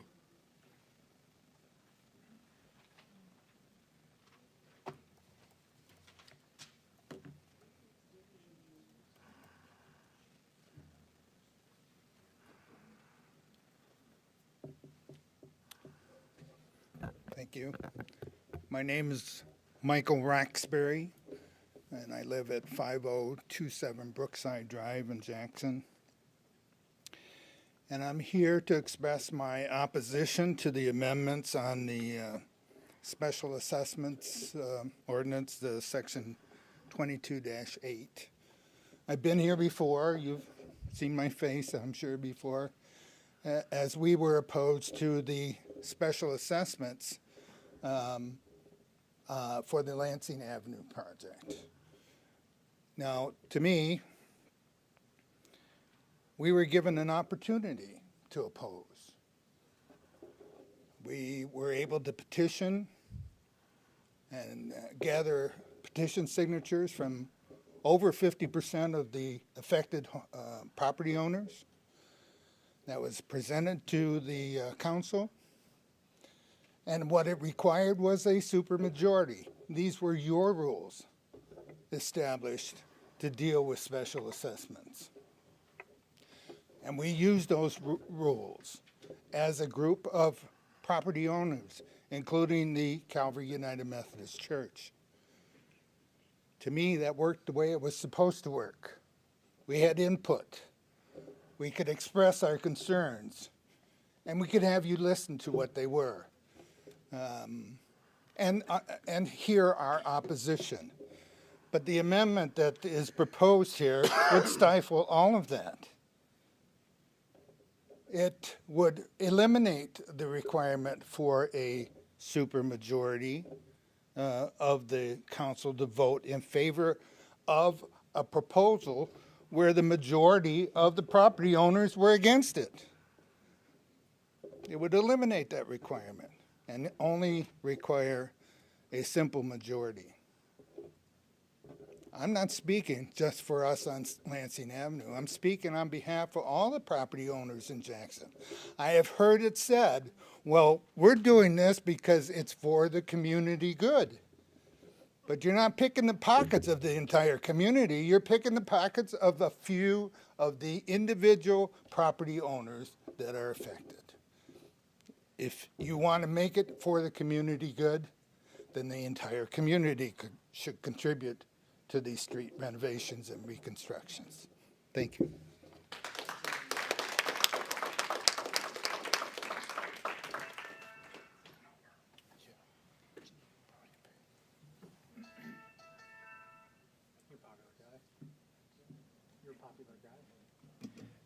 Mr. Mayor, can we take a 5-minute bathroom break?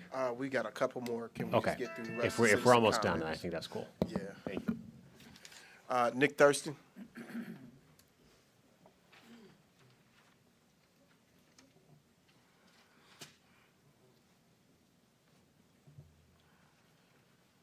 Hi, good evening. My name is Nicholas Thurston.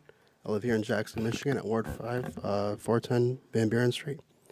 Here in the city, I live downtown. I also oppose the changes to the proposed changes to the city special assessment policies. It is important that government does ask for permission and find alternative ways to fund big ideas. We're in an area that has decreased by 50% of population of permanent residents, tourists, visitors, and people would stay normally in hotels or short-term rentals. And it's important that we actually focus on what do we have available, what are the resources we have available, and what is the real need in Jackson. Focus on the basics of municipal government.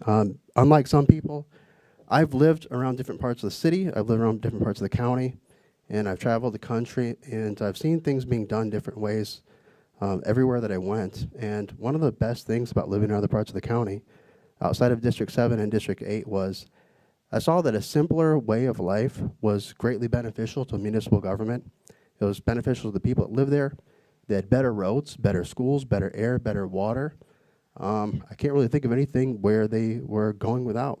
There wasn't a bunch of complaints about crisis and the sky is falling. It was just day-to-day life and making do with what you have. I also want to talk about fair housing issues in Jackson. Our private landlords in Jackson, Michigan, outperform even the worst private landlord in Jackson, Michigan, outperforms the nonprofit organization 365 days a year. And when it comes to fair housing compliance, they don't have a bunch of policies about race or sex. They don't talk about their own sexuality, their sex, or their skin color, or the color of sexuality or sex of their customers. They're actually banned by state and federal law from even discussing these things. I've talked to them, and they have said that they don't have enough customers. There's no shortage. They don't have enough customers because the population has crashed due to bad, failing policies here at City Hall that Democrats are unwilling to give up. And they are willing to work together with people. They do have their own policies and criteria that needs to be met. But I'm hearing literally the total opposite for what is being said from nonprofits, and I think it's totally ridiculous.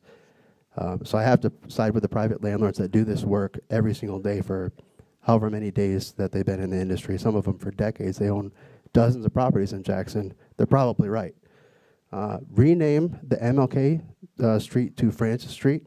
That honors Francis Blackman, a son of a founding family of Jackson, and one of the first students in a public school here in Jackson, Michigan.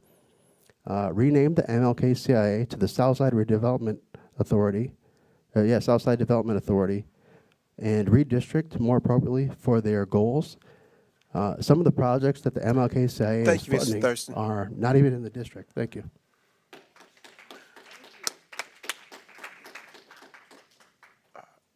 Ms. Holder, how you say your first name, first of all?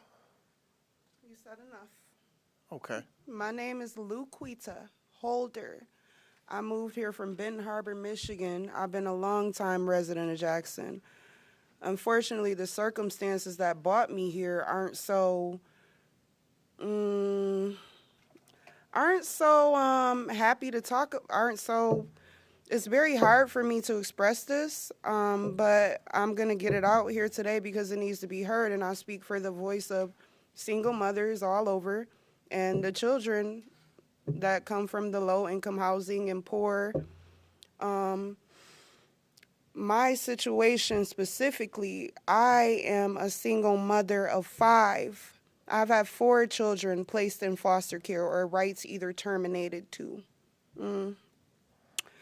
I have never received child support from either one of the fathers, and I feel like when the state gets involved and they don't listen to the mother, it makes situations even worse, and we continue to have more and more kids, and it kind of has an effect on the kids and the mother nowadays because single mothers have to go and get with somebody else's kid's parent, and it just starts to be a problem for our Black children community, period, because we keep having to move from one person to the next because one person didn't do their job and do the right thing. I'm facing felony charges for stuff I didn't even do.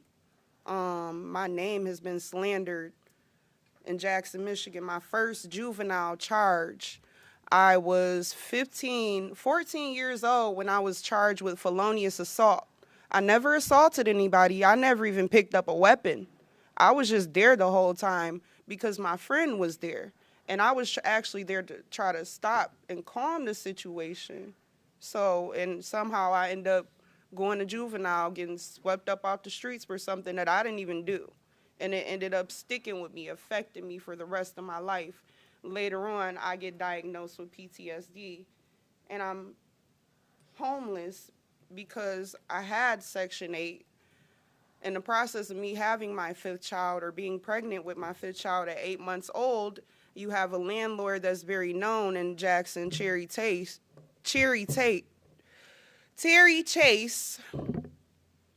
sold the property to an homeowner out of Beale Properties. They're home properties out of Ann Arbor, Michigan. When he sold the property, I had to do the work that they were supposed to be doing. Terry was keeping the check, still collecting the income from Section 8. But he didn't let the new homeowner know anything about it. He was still just collecting money, and I was just getting harassed. So thank you.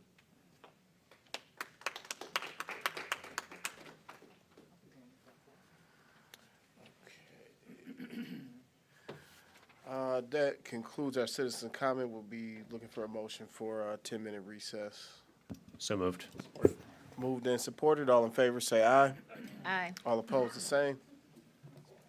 Shit,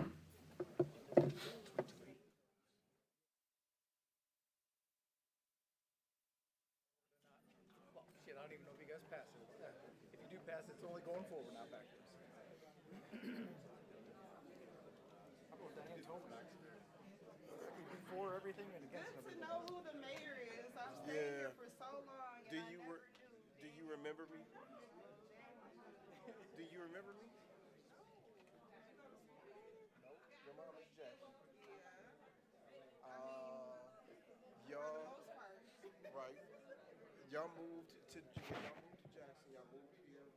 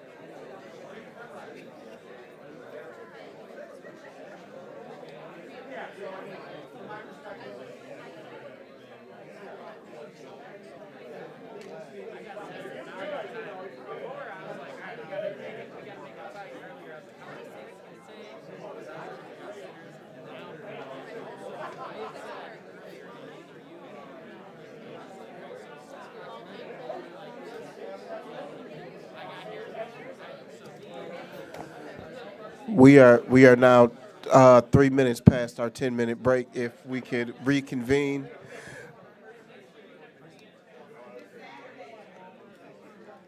At this time, I'm looking for a motion and support to return from our break. I'll make a motion to reconvene. There's a motion and Second. and support on the I'm floor here. for us to reconvene our meeting.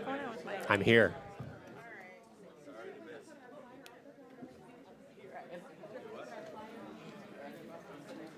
Any discussion? I'd like to see a 20 push-ups rule that whoever's last in their seat has to do 20 push-ups. Maybe that would help. Ooh-wee. All in favor, say aye. Aye. All opposed, the same. We are back from our recess. Down to item number 8, petitions and communications from city staff and other governmental entities. We have none. Brings us down to item number 9, consent calendar. Looking for a motion and support on the consent calendar. So moved. Support. It's been moved and supported. Any discussion? Seeing or hearing none? Oh, before, please refresh your screen so that way we can make sure it pops up. Okay.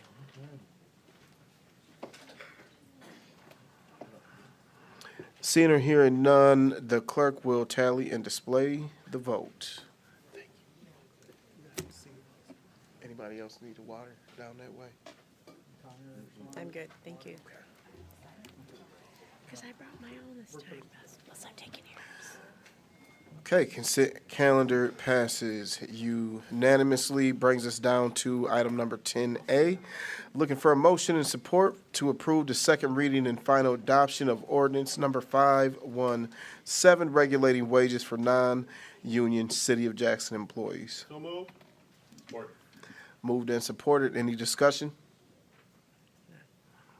Seeing or hearing none, the clerk will tally and display the vote.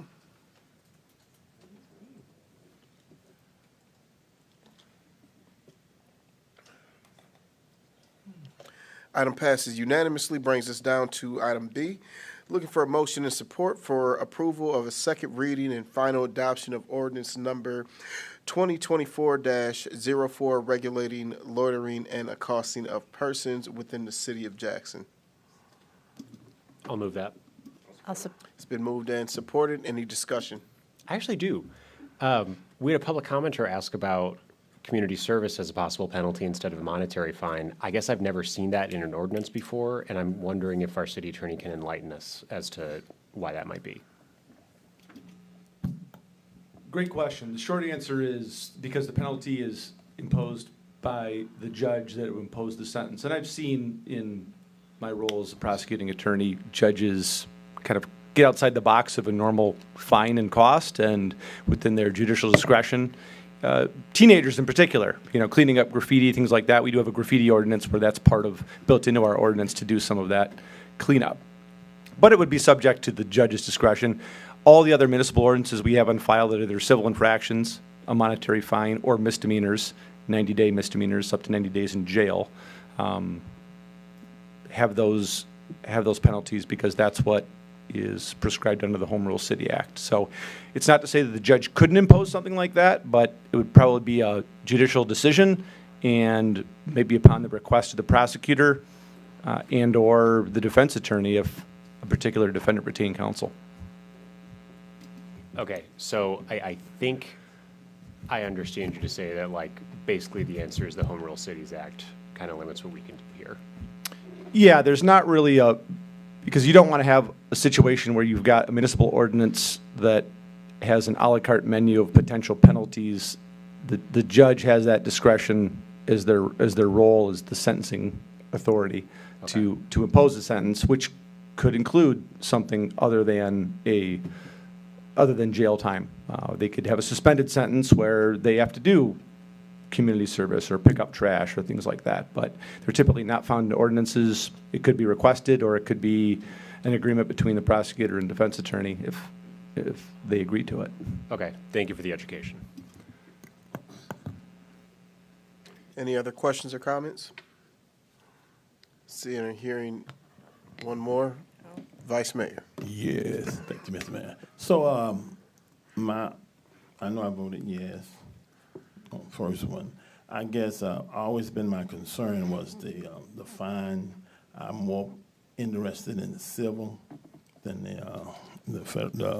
what we have originally what we have now. So can you just talk to me more about civil infractions than felony? Please, mister. Please, please.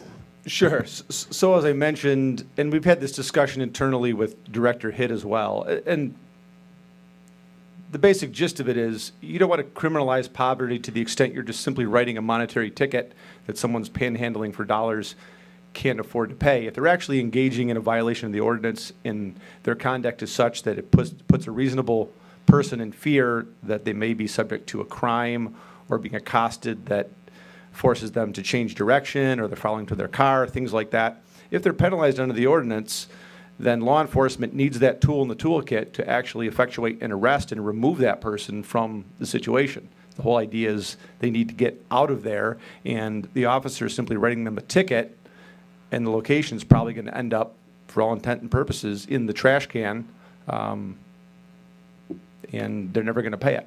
So the penalty, in doing the research, the penalty prescribed as a misdemeanor allows law enforcement to effectuate an arrest if it comes to that point. Hopefully it doesn't, with some education and some interaction with the individual. But the officers need that, and I think Director Hitt would agree, the officers need that ability to actually effectuate an arrest.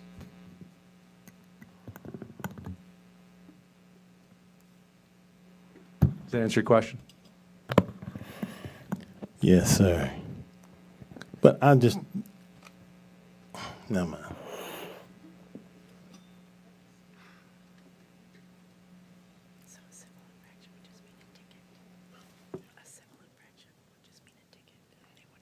Any other questions, council? No, I don't have any. Seeing or hearing none, the clerk will tally and display the vote.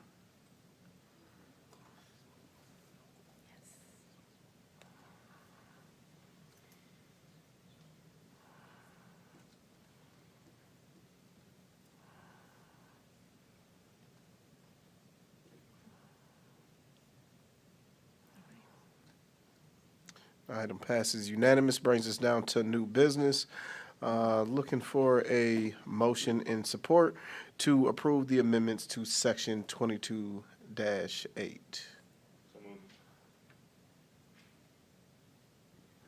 I'll support. It's been moved and supported. Discussion?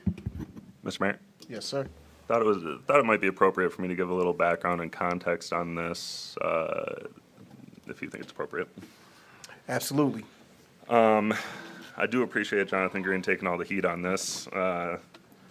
This is not necessarily the Jonathan Green amendment. This was something that I worked with him and the city attorney on together. But just to back up, just tell everybody and explain to everybody where this came from. I guess we'll start at the beginning. Back in 2017, I lived on South Thompson Street. I still live there on South Thompson Street. And the city, this was before the law even existed that we're talking about revising. The city moved forward with a street construction project on my street, along with assessments to property owners. I took it upon myself to petition all the property owners along South Thompson Street and North Thompson Street. Actually, it was the entire stretch of the road. There were a little over 50 property owners. I got signatures from over 30. I had over half the property owners sign a petition that said explicitly, we do not want you to do the project. It wasn't, we don't want you to pay we don't want to pay assessments and you to do the project. We just don't want you to do the project if it includes assessments. At the time, we had one city council member abstain. We had 4 city council members vote in favor of the project regardless, and we had 2 vote against it, which upset me personally to the point that it actually spurred me to run for office, which is why I'm sitting here. Well, my first term. It spurred me to draft and work with the city attorney and the city manager to write a law that we're talking about revising today that allowed residents to do exactly what I did, but also put some more burden on city council if that were to happen, to create a supermajority for us to move forward with the project anyway. That was passed roughly 4 years ago. In that 4 years, we have moved forward with over 50 construction projects. Of those construction projects, 3 had people take part in pulling petitions and circulating petitions and turning petitions in. Of those 3, there are Garfield Street, which did not pass, McBride Street, which did not pass, and most recently Lansing Avenue, which did not pass.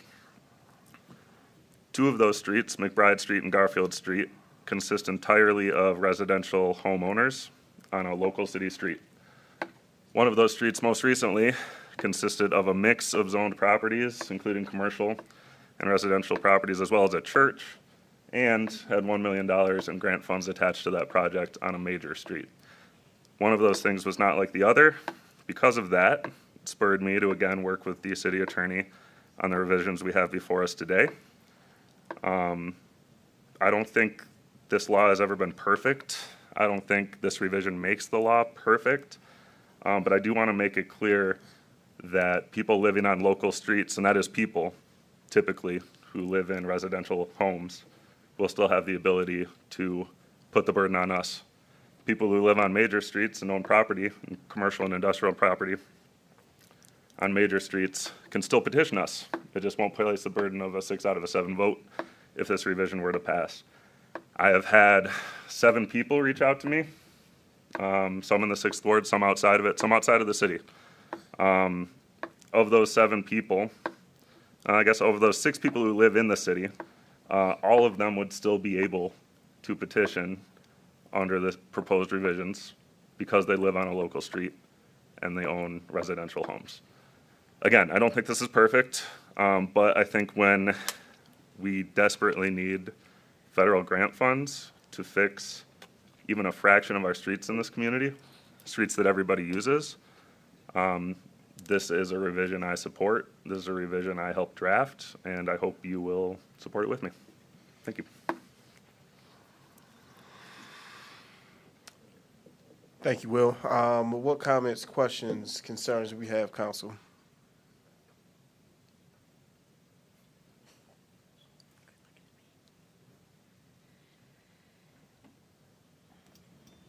I just want to comment. I appreciate the comments from Will today,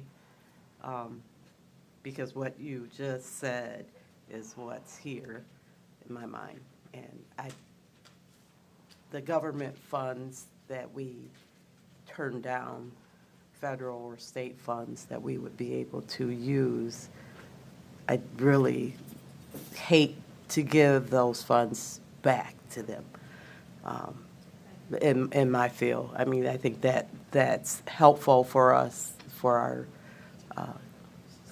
infrastructure here in Jackson. Roads are in great need of repair, local, and a lot of the Trump lines are main roads going through the city of Jackson. So I appreciate you giving those comments today, Will, because I have received a couple calls myself. One with 3 people at one time, but I appreciate you sharing the story because I think that is needed to be heard. That's it, Mr. Mayor. Thank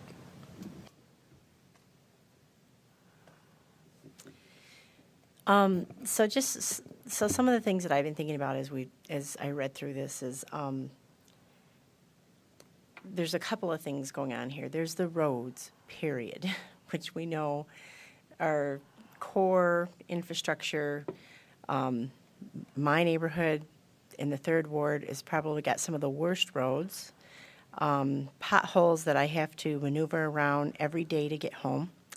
So there's the issue of the roads, and then there's issue of the main roads and the access to other types of dollars to help subsidize the cost of those, but the projects that are built around it to be able to go in and subsidize those roads. I think that that's what people are primarily concerned about. And what I'm hearing and what I've heard over and over again is that people are concerned that we're adding things that are unnecessary or like fluff in their mind and asking them to pay assessments for things that they feel is unnecessary. Because we just want the roads done. I mean, I think that, so to me, they're two different issues. And I get it, and I'm not exactly sure what I feel about it or stand. I get how finding federal funds to add more is going to help subsidize the cost. I think that that's one thing that people don't always understand. But I also, I wish that there was a way that we could, one, figure out how to pay for these roads for everybody, my neighborhood included. That wouldn't be huge, burdensome assessments, number one. And number two, that if we are going to be looking at applying for federal funds to subsidize the cost of those roads, that we figure out a way to get community buy-in sooner. And that those are my concerns as I'm looking at this ordinance.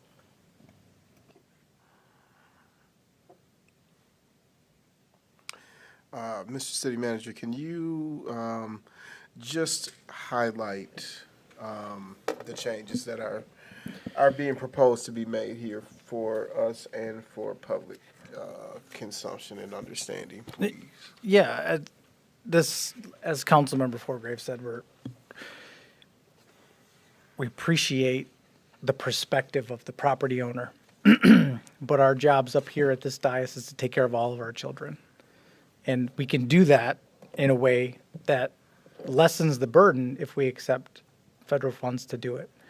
And in my opinion, having the supermajority for a major street that did receive state or federal funds was out of balance. Just the same way before Will's ordinance, Councilmember Forgrave ordinance came into place, it was balanced in the opposite way toward the city.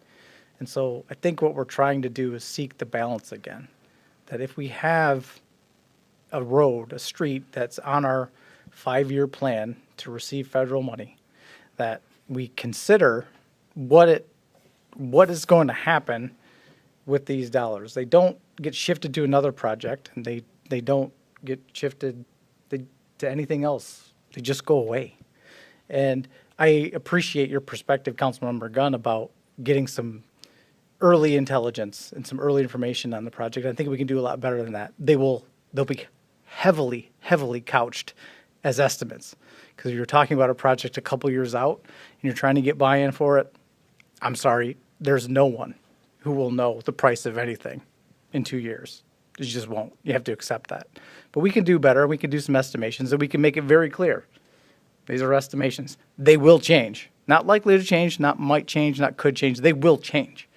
But I think we can get that buy-in earlier. And I think as these things go, these grant projects with federal and state money, they're slow burns. They take a minute to get here, and they take a minute to design. These are not easy breezy local streets. There's a lot going on. So this just helps bring the balance back. Yes, people can petition. Yes, you should listen to petitions.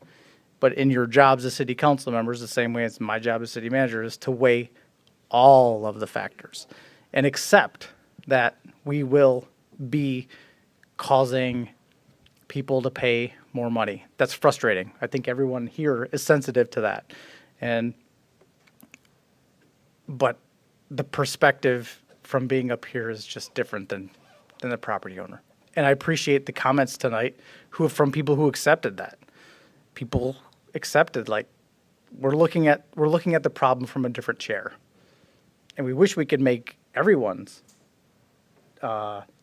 wishes come true, that we'd have great roads and no one would pay anything, but that's just not realistic. So we have to make tough choices. And I think what we're doing tonight, by bringing a simple majority back into this mix, is a more fair and balanced way for everyone. We're listening to everyone, but we're also considering what we have to make a project happen.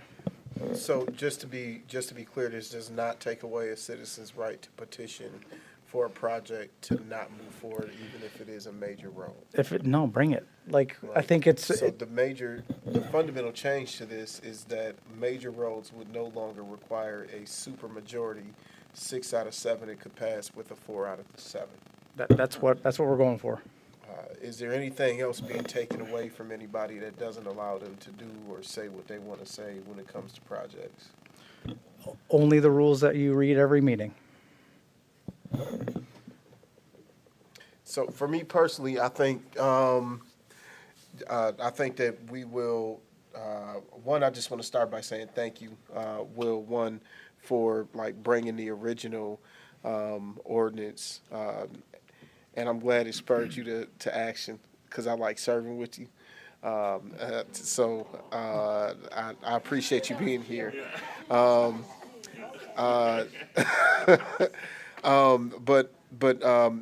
I also appreciate that you recognize that there's some room for it to be improved, and I think that's what this is attempting to do, is to improve it. I think what we're going to see, and I think about it every time I drive through that Lansing Ave corridor at this point, is one, it'll never be any cheaper to fix that corridor than what was presented to us. It will never be any cheaper than what it was. So we can only hope that if we go back and put that into our 5-year plan, that we will somehow magically get more money than what we did, because the next time that it comes around may be some years and it's going to be in even worse conditions. And the property owners who are there may actually want to have it done, and it's probably going to cost them, not probably, it will cost them more than what we proposed to have happen. But my vote was based off of the fact that I do believe that the way the ordinance was written was to allow for anyone to be able to require a supermajority. The majority of property owners said that they don't want it to be done. If that should happen in the future, whether it be a supermajority required or not, I think that everybody would evaluate individually how they stand on seeing that project move forward, and then the chips will fall where they may. I think what this is doing is making sure that it doesn't make it overtly hard for us to make sure that our major roads that require that federal funding actually get done. So I like the change. I'm okay with it. It does not take any rights away from our citizens to be able to petition that they don't want a project done. So I'm 100% in favor of the changes that are being proposed. I do think that we need to continue having discussions about a mechanism to pay for our roads for the long term, which we don't got a whole lot of other options other than to continue to discuss what a millage would look like. I mean, someone mentioned, hey, maybe we should have everybody in the community help pay for these roads to get completed, and that sounds like a millage to me. I don't think it's no other way to do that. So if someone else knows something that I may not know, because I don't know everything, then that would be great to find out what other suggestions someone has. But I think in the meantime, we should continue the conversation. I know at this point it's probably too late in this current cycle, but I think the more work we can do on having that discussion now, the easier it will be for when we do find that is the route that we want to take. But in the meantime, I definitely am in support of this. Because I just continue to think about when that project particularly comes back around, what condition will it be in at that time, and what will it cost us to reconstruct that corridor at that time? Mr. Mayor? Yes, sir. Thank you. Two things that I want to point out after talking with some of the folks from Calvary before the meeting. One is that if the change that is proposed here had been in place when we voted on Lansing Ave, the Lansing Ave project still would not have happened because it failed on a majority vote. And so this has nothing to do with Lansing Ave. I don't think that project is coming back anytime soon. Eventually, all the roads, we're going to fix all the roads someday, but I don't think that's happening anytime soon. So one, I wanted to put some people's concerns to rest about that. I did get a couple of calls and emails, so I wanted to say that out loud. And two is, I agree with everything folks have said so far, except I don't actually like serving with Will that much. I'm just kidding. I did come from an angry place. No, I think we ended up in a good spot, and I like what Jonathan said about balance. To me, like everything that I do up here, I think when I was running, I was thoughtful about the campaign promises that I made because I knew that people would hold me to them. And I actually bring all of my propaganda to these meetings so I can check. And I did say maximize outside funding because most state and federal dollars can't be used on local streets. The truth is that any real plan has to start with our major streets, saving local funds for when we can fix our neighborhood streets. And so I think that making this change will make it easier to keep that promise, fix our major streets, and save more money to fix our local streets, which is what I think we need to do. So I'm a yes. Thank you.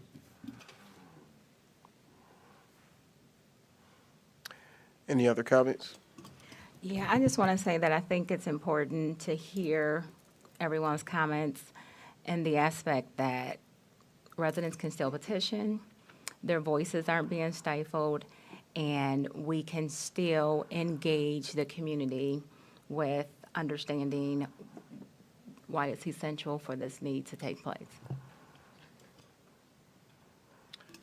Mr. Mayor. Yes, sir. Just really quickly, as an aside, another concern I heard and spoke briefly about it with the city attorney and city assessor, and I think it was brought up during public comment briefly as well.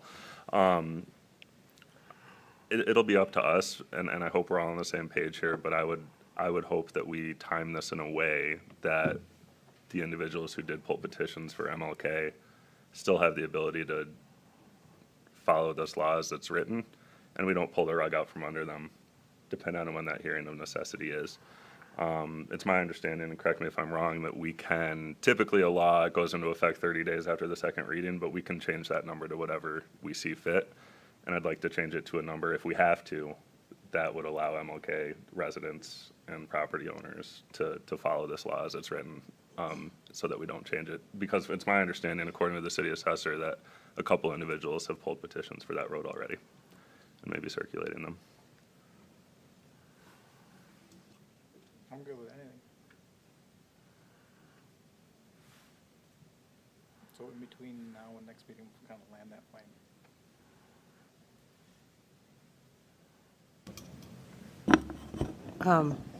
Mr. Manager, I heard what Will said, but I'm not sure I'm clear on what we're saying about MLK. So in between now and the second reading, what Councilmember Forgrave would like to do is make sure that the ordinance as it's currently written applies to the MLK project.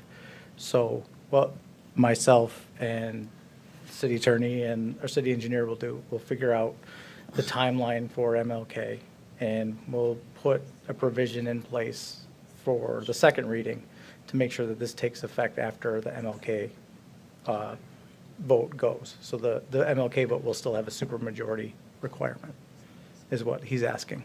Okay. And between now and next meeting, we'll get the timeline out, get the calendars out, and figure out what that needs to look like. Okay. I think I'm going to need clarification on whatever's on the agenda today. Okay. I just don't want to change the rules in the middle of the game. Yeah, and I appreciate that. I do.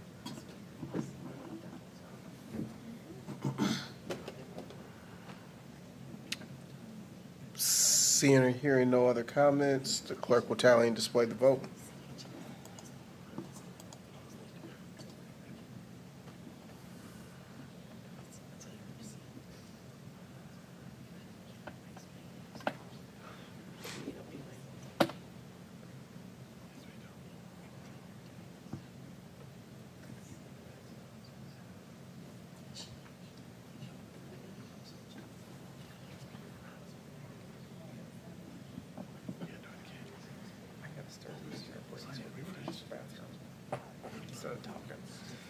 I didn't refresh.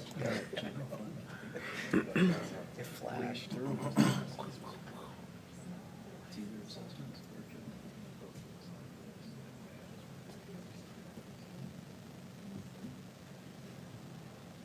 Who are you missing? Not me.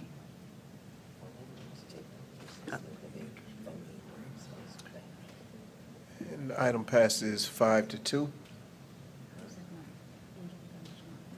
Brings us down to item B. Looking for a motion and support to approve the resolution to amend fiscal year 2023-24 general fund projects, Project Safe Neighborhoods, Safe Neighborhood Fund, and Recreation Millage Fund budgets. So moved. Support. It's been moved and supported. Any discussion? Seeing or hearing none, the clerk will tally and display the vote.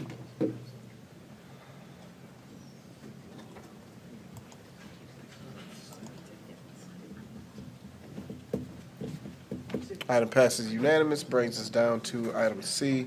Looking for a motion and support to approve Amendment 1 to the 60-inch interceptor cleaning and televising engineering contract with Fishbeck of Lansing, Michigan at a not-to-exceed cost of $5,000 and authorization for the city manager and city engineer to execute the appropriate documents.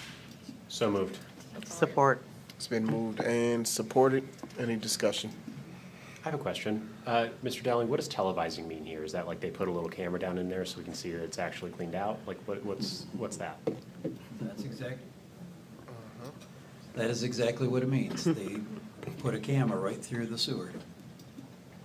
Who has to watch that?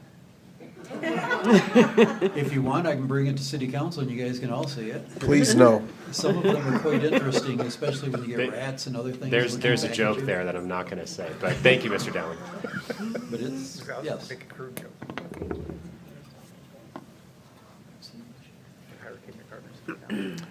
Seeing or hearing no other comments, the clerk will tally and display the vote.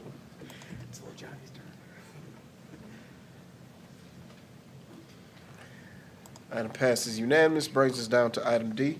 Looking for a motion and support to approve a resolution to enter into an agreement with the United States Department of Transportation and the Michigan Department of Transportation for street reconstruction on Martin Luther King Jr. Drive from South Street to Morrell Street, and authorize the mayor and clerk to execute the appropriate documents. So moved. Support. It's been moved and supported. Any discussion? Yes. Yes, ma'am. Could I get a little more background so I understand what's taking place What are we doing here? here, Mr. City Manager? So we're gonna talk to John about this one. What are we doing here, Mr. Dowling? This is the agreement for that raise grant of $6,785,000. When we do a lot of our construction projects, we bid them through the Department of Transportation, and then we bring the agreement to the city council after the fact. This one being a raise grant through the U.S. Department of Transportation, they want the agreement approved first to obligate the funds, making sure that the city council is on board with paying our portion of this project. And that's what you're committing to tonight with this, signing this agreement.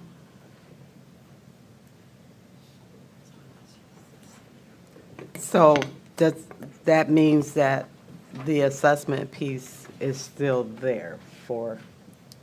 How the city council chooses to pay for their portion of it is up to your decision later. But if you approve this agreement tonight, you are committing to funding our portion of the project to receive the 6.7 million. Okay, so we're funding the 753,916. Yes. Mr. Dowling, is that like we figured out what the total cost was and the raise grant covers 90% and we have to cover the other 10? Yes, that's what we applied for in the raise grant. Okay, thank you. That's all I need to know. Okay.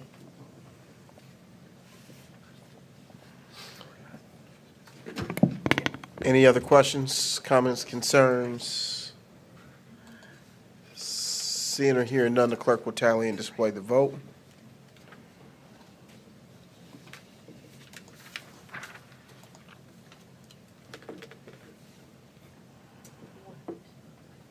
Item passes unanimous. Brings us down to item E, looking for a motion and support to approve change order 2 to the MLK Equality Trail west to Prospect Street. Contract with Dunnigan Brothers Incorporated in the increased amount of $722.70 to balance the contract quantities to match the quantities placed in the field, and authorize the city manager and city engineer to execute the appropriate documents. So moved. Support. It's been moved twice and supported once. Any discussion?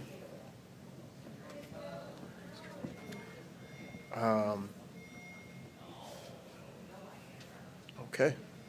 Clerk will tally and display the vote. Mr. Mayor, I actually have one quick Yes. question. Are we required, I'm assuming, I think I know the answer to this, so just to double check, are we required to approve every change order? Or is there a set amount where we could avoid this if it's under, say, $800? Do we have like a multi-million-dollar slush fund for Yeah. such a purpose? We're not required, and I actually thought about that on this one being such a small amount, but our practice right now, until I talked to you guys about changing the practice up, it felt right to do it this way. Yeah, I could have appreciate penciled that, it $722 in a heartbeat. And we've been doing it that way, so kind of like want to make sure we're good with change before we change. Yeah. Makes sense. Seeing or hearing no other questions, the clerk will tally and display the vote.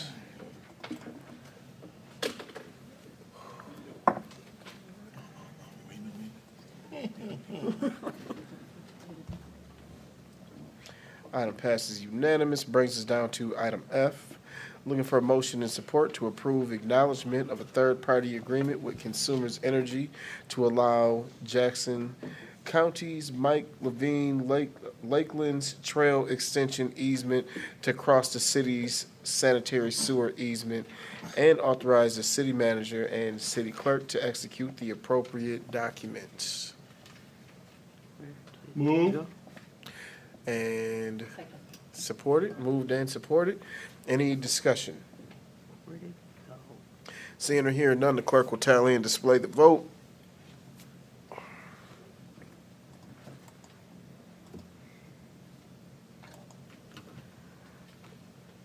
Item passes unanimous.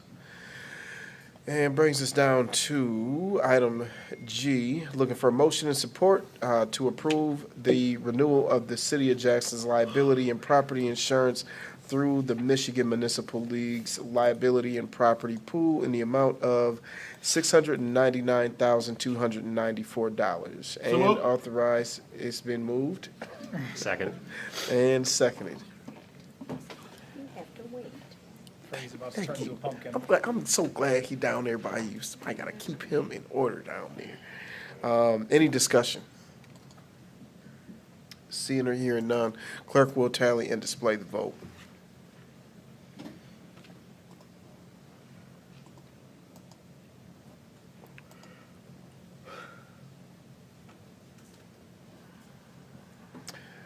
Item passes unanimous. Brings us down to item H. Looking for a motion and support to approve updated program guidelines for the City of Jackson 100 Homes project. Move. Support. Moved and supported. Any discussion? Seeing or hearing none, the clerk will tally and display the vote.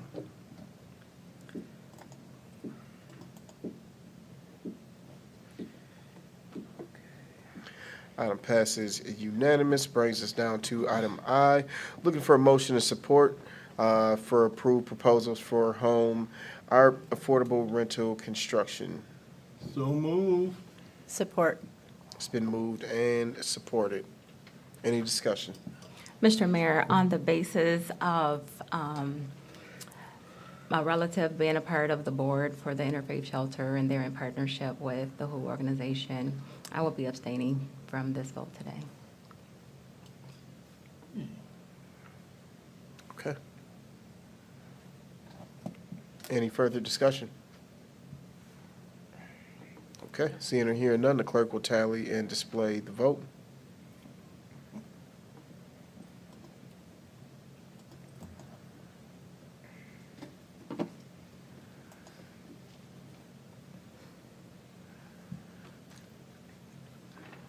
Item passes 6 in the affirmative and 1 abstention. That brings us down to item J.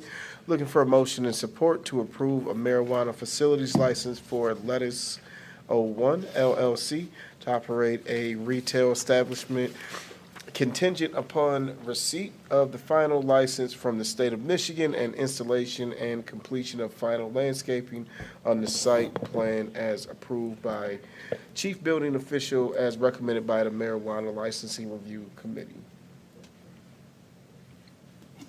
So moved. Support. I got something on this. I was trying to say that without laughing because I was just thinking about that note that's coming. It's been moved and supported.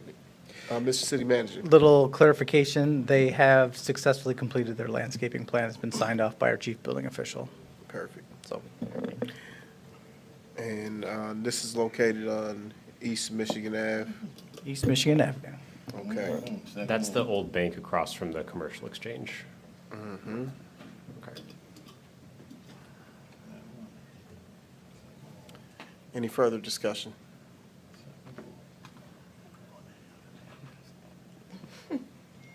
I don't need an answer now, but I am kind of curious, like what we, just a rundown of what we do with the tax money that the city receives from the marijuana facilities in the community. No need to answer now. We can just talk about it later. I believe it all goes to Leone Township board members. But boom, yeah.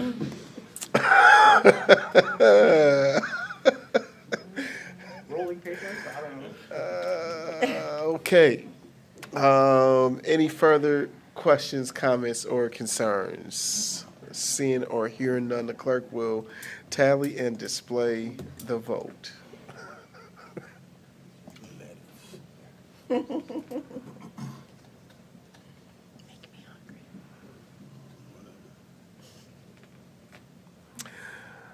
Item passes 6-1.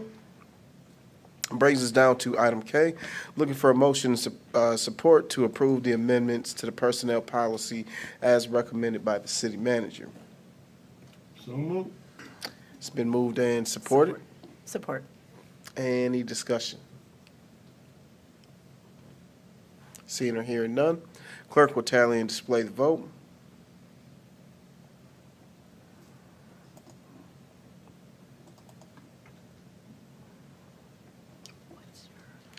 Item passes unanimous. That brings us down to item L. Looking for a motion and support to approve the Downtown Development Authority budget for fiscal year 2024-2025. So moved. Support. It's been moved and supported. Any discussion? I just want to say how great of a job Beth is doing. And thank you for hanging out with us until the wee hours of the night. Any other comments, questions, concerns? Seeing or hearing none, the clerk will tally and display the vote.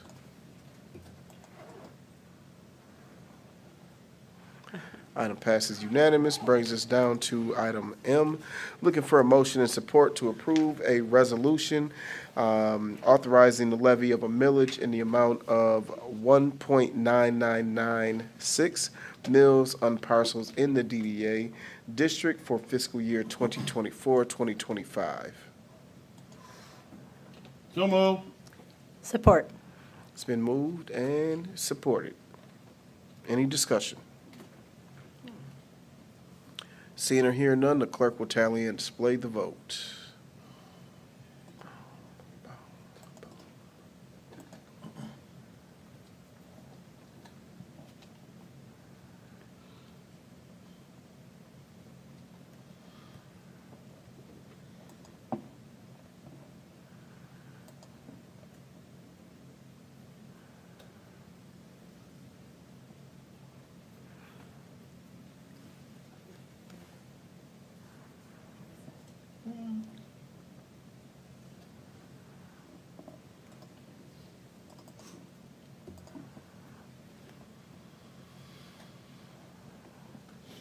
Item passes unanimously, and that brings us down to council member comments.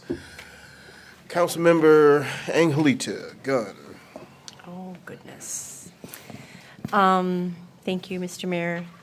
So, yeah, these roads, these assessments, all of this stuff is just stuff that I'm not sure what the answer is. And I do feel like we have to entertain the idea of a millage. And I know people keep telling me that no one's going to vote for that, but I just feel like we have to find some creative ways to get our streets, and especially the neighborhoods, which are worse and worse every day, to get them cleaned up. So anyway, other than that, I mean, I appreciate people's transparency and having these discussions, answering questions. I appreciate Will giving background. I was actually going to ask for that, so I appreciate you doing that, giving background on that amendment. And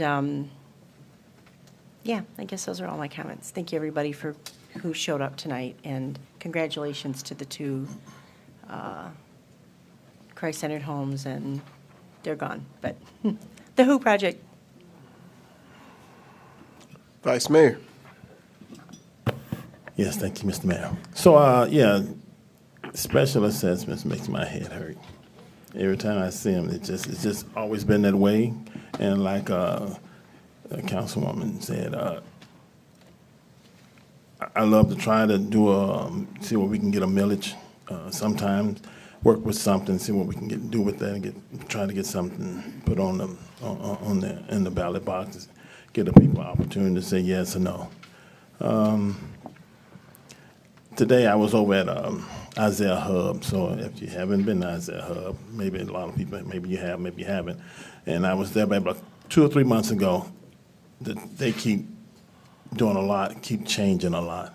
I think they just started the summer program with kids. They had like 127 this summer starting off, so they're going to go up to about a little over 300. So that's great for being in the neighborhood. What they do a lot. Going on a tour, seeing all the different things they have to offer. And one thing I saw in the classroom, there's a lot of Hispanics in the second ward, and there's a lot of maybe adults who don't speak English, but they do teach English to the adults.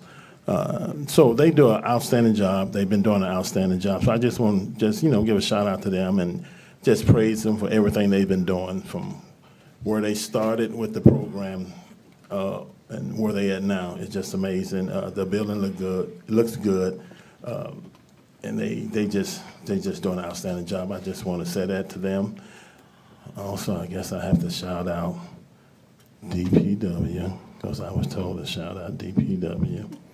And also Corey, 100 homes, the rehab, it's been amazing. I remember rehab, we couldn't get anyone to do rehabs. I know for years we'd do whole meetings, trying to get people to get on board with the program. It just wasn't working. But somehow this year it really caught on. It's caught on. And it's doing a real good job. And with the 100 homes program that's going on, and I said before, it took a couple of years to get it going.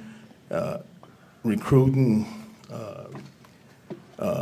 construction workers, developers, they said no, kept telling them no, but Shane and the group, they kept at it. So I think what they're doing is amazing, and just keep doing it, and get a lot of people looking at us from different cities and in the state and outside the state. So I just thank Shane and the group for what they're doing, what they continue to do.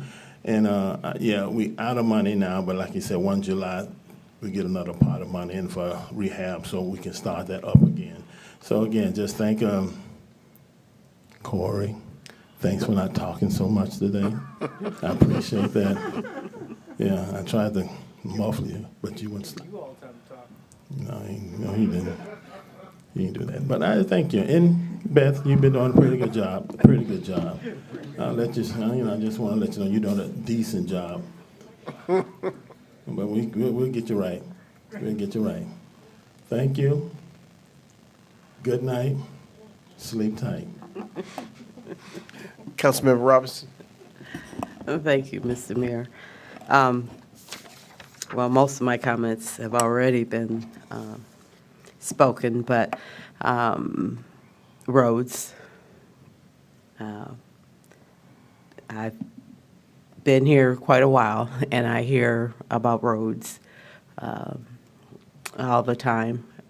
I'm hoping that we can come up with something, whether it's a grant or some way to start showing some effort in the neighborhoods with the local streets, some way to help get those streets repaired.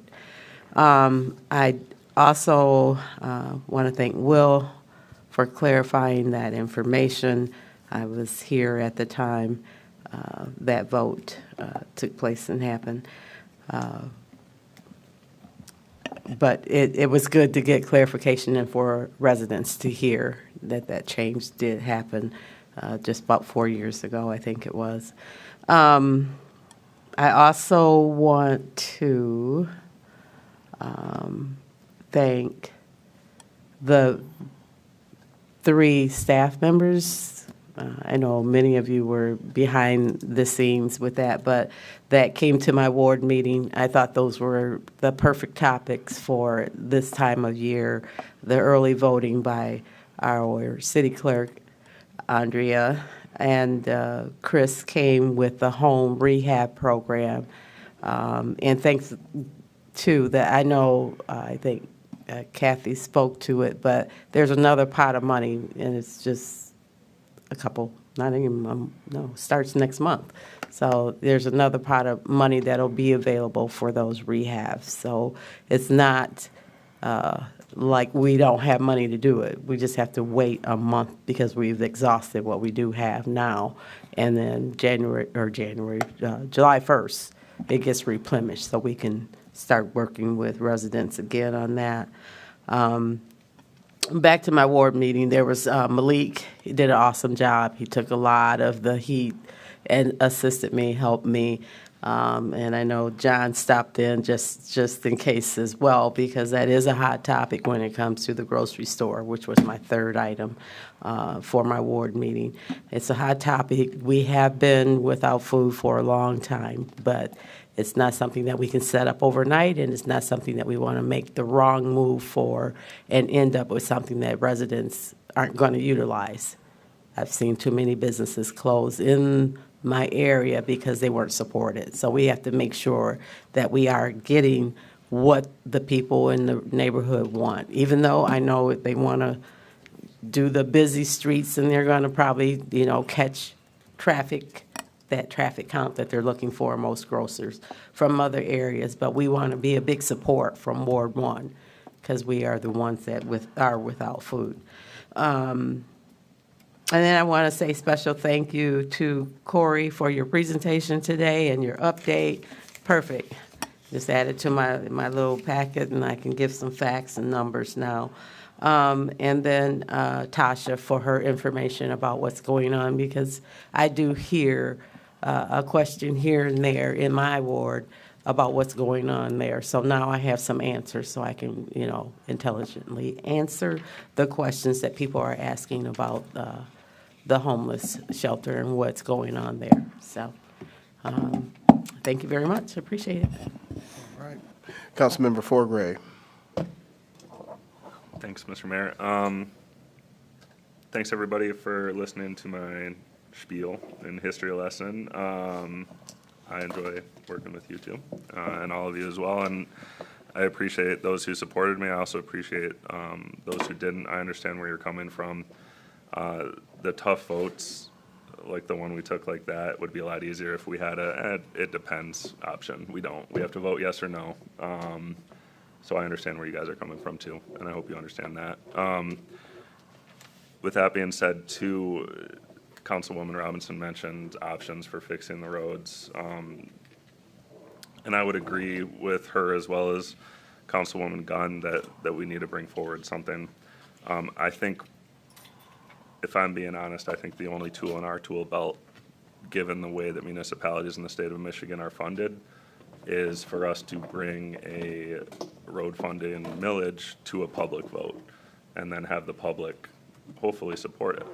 Short of that, we have no options, and we have $7 million in our general fund with a $180 million problem. So without additional revenue, whether that's from federal or state windfalls or local support from residents, it's not going to happen.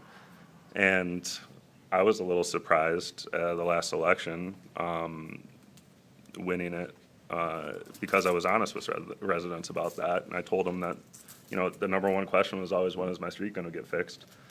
And most of them I said, probably not for another 40 or 50 years. You know, if I'm being honest, like we have to start from a place of honesty. We have to be honest with each other. We have to be honest with ourselves, and we have to start that conversation. I think I'm in full support of that. So thank you again for everybody who supported it, and thanks. I understand too those who didn't. Councilmember Hunt.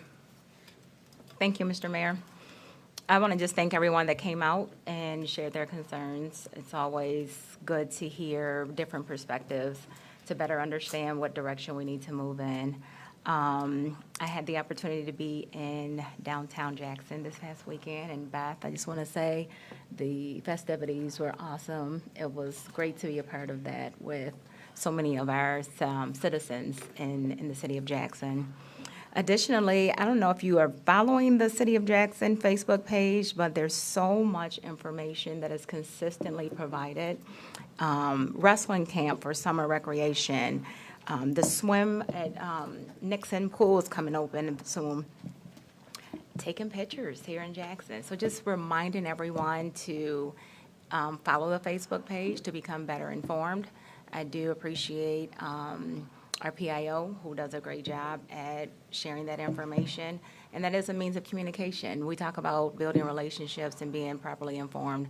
That is one platform for doing so. And then I am excited to work with city officials to help remedy that concern that James Burt presented about the railroad, the parks, the sharps, the needles. So if we can collaborate on that, that'd be fantastic. And then lastly, today was an awesome meeting with the Racial Equity Commission combined with the Police Oversight Commission. And it's just the true essence of us moving collaboratively forward to make sure that we're all fully aware of what the issues are within our city. And so if we're here in this commission and that commission, or willing to collaborate, we're not in our silos and doing some of the same things, but we're trying to find ways to have power in numbers and make those necessary changes. Thank you. Councilmember Wood. Thank you, Mr. Mayor. I learned earlier today that the Norwegian Navy puts barcodes on the sides of their ships, and I thought that was interesting. And so I looked it up, and it turns out the reason is that when the ships come home to port in Norway, they Scandinavian. Thank you, Mr. Mayor. Dad jokes. I love it. That's awesome. Using it.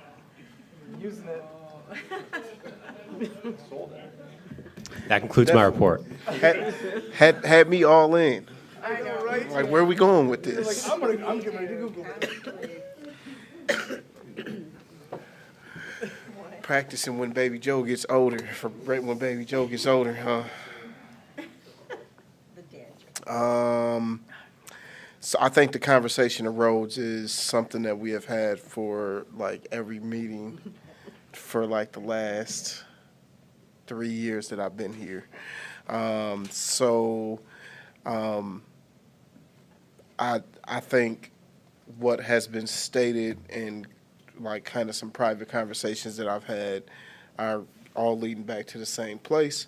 It's not something that we want to hear, probably not something that we want to do, but I think we have to continue the conversation on putting together a millage. And I really like the idea of the millage to be focused around local roads so that we can do the work of fixing our local roads and utilize those federal and state dollars as much as we can to fix our major roads as well. And I think that would make that presentation that we saw on what a millage could possibly do to help us get more roads done look a whole lot different if the focus is on the local roads. So I think we just need to continue that conversation and ask staff to continue to work on that and possibly like bring something else back. Well, we don't have another meeting until next month. Is that enough time to bring something Not back really. for discussion or?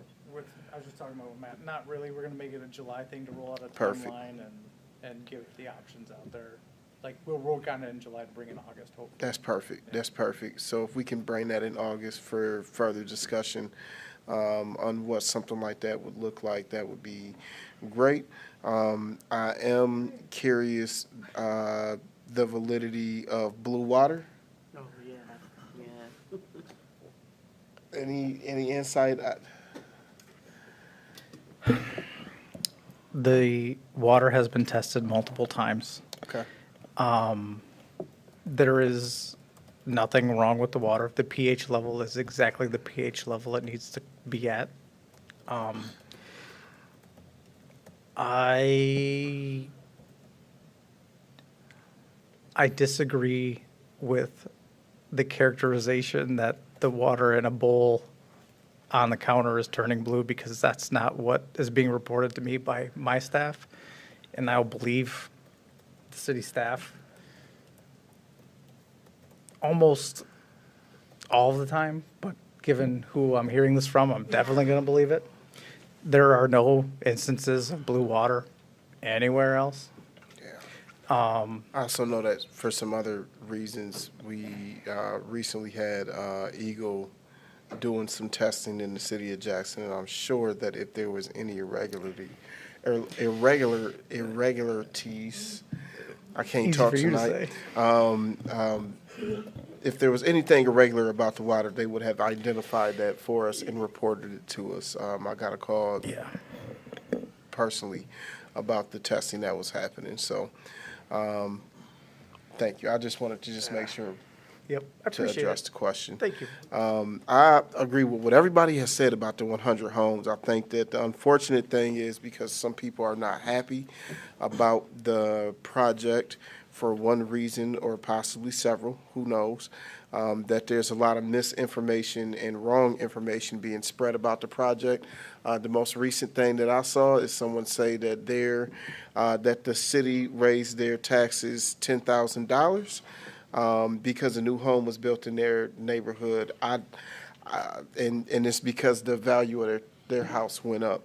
And I showed it to the city manager. I was going to ask some public questions about it, but then I kind of reconsidered and just figured I would just mention it in my comments in the end, because I know it's not accurate. And sometimes I think it's not any point to like give some stuff any attention, but I do think there's a lot of misinformation. So I appreciate the updates. I appreciate knowing and understanding that the program is working. I look forward to like seeing the completion of the 100 homes, and I think that we should continue to pursue additional dollars to build another 100 or 200 homes after that, because that is what it takes to rebuild a community. So I think the city has done the right thing. Jonathan and I talk for sure every Friday, and probably more often than that. And one of the big things that he continues to say is like, we don't have to apologize to anyone in the community for doing bad business, because those days are long gone.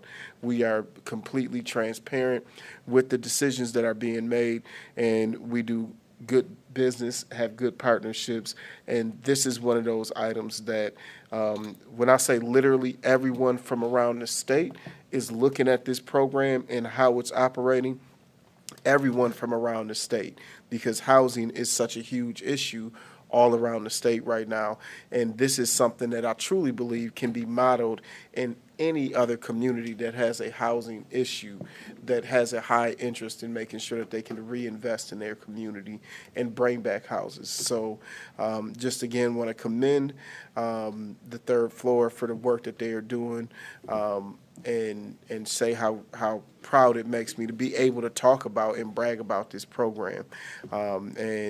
I think that we have to all do that, because the more we talk about the truth of the program, the more rumors and lies we can dispel about the program.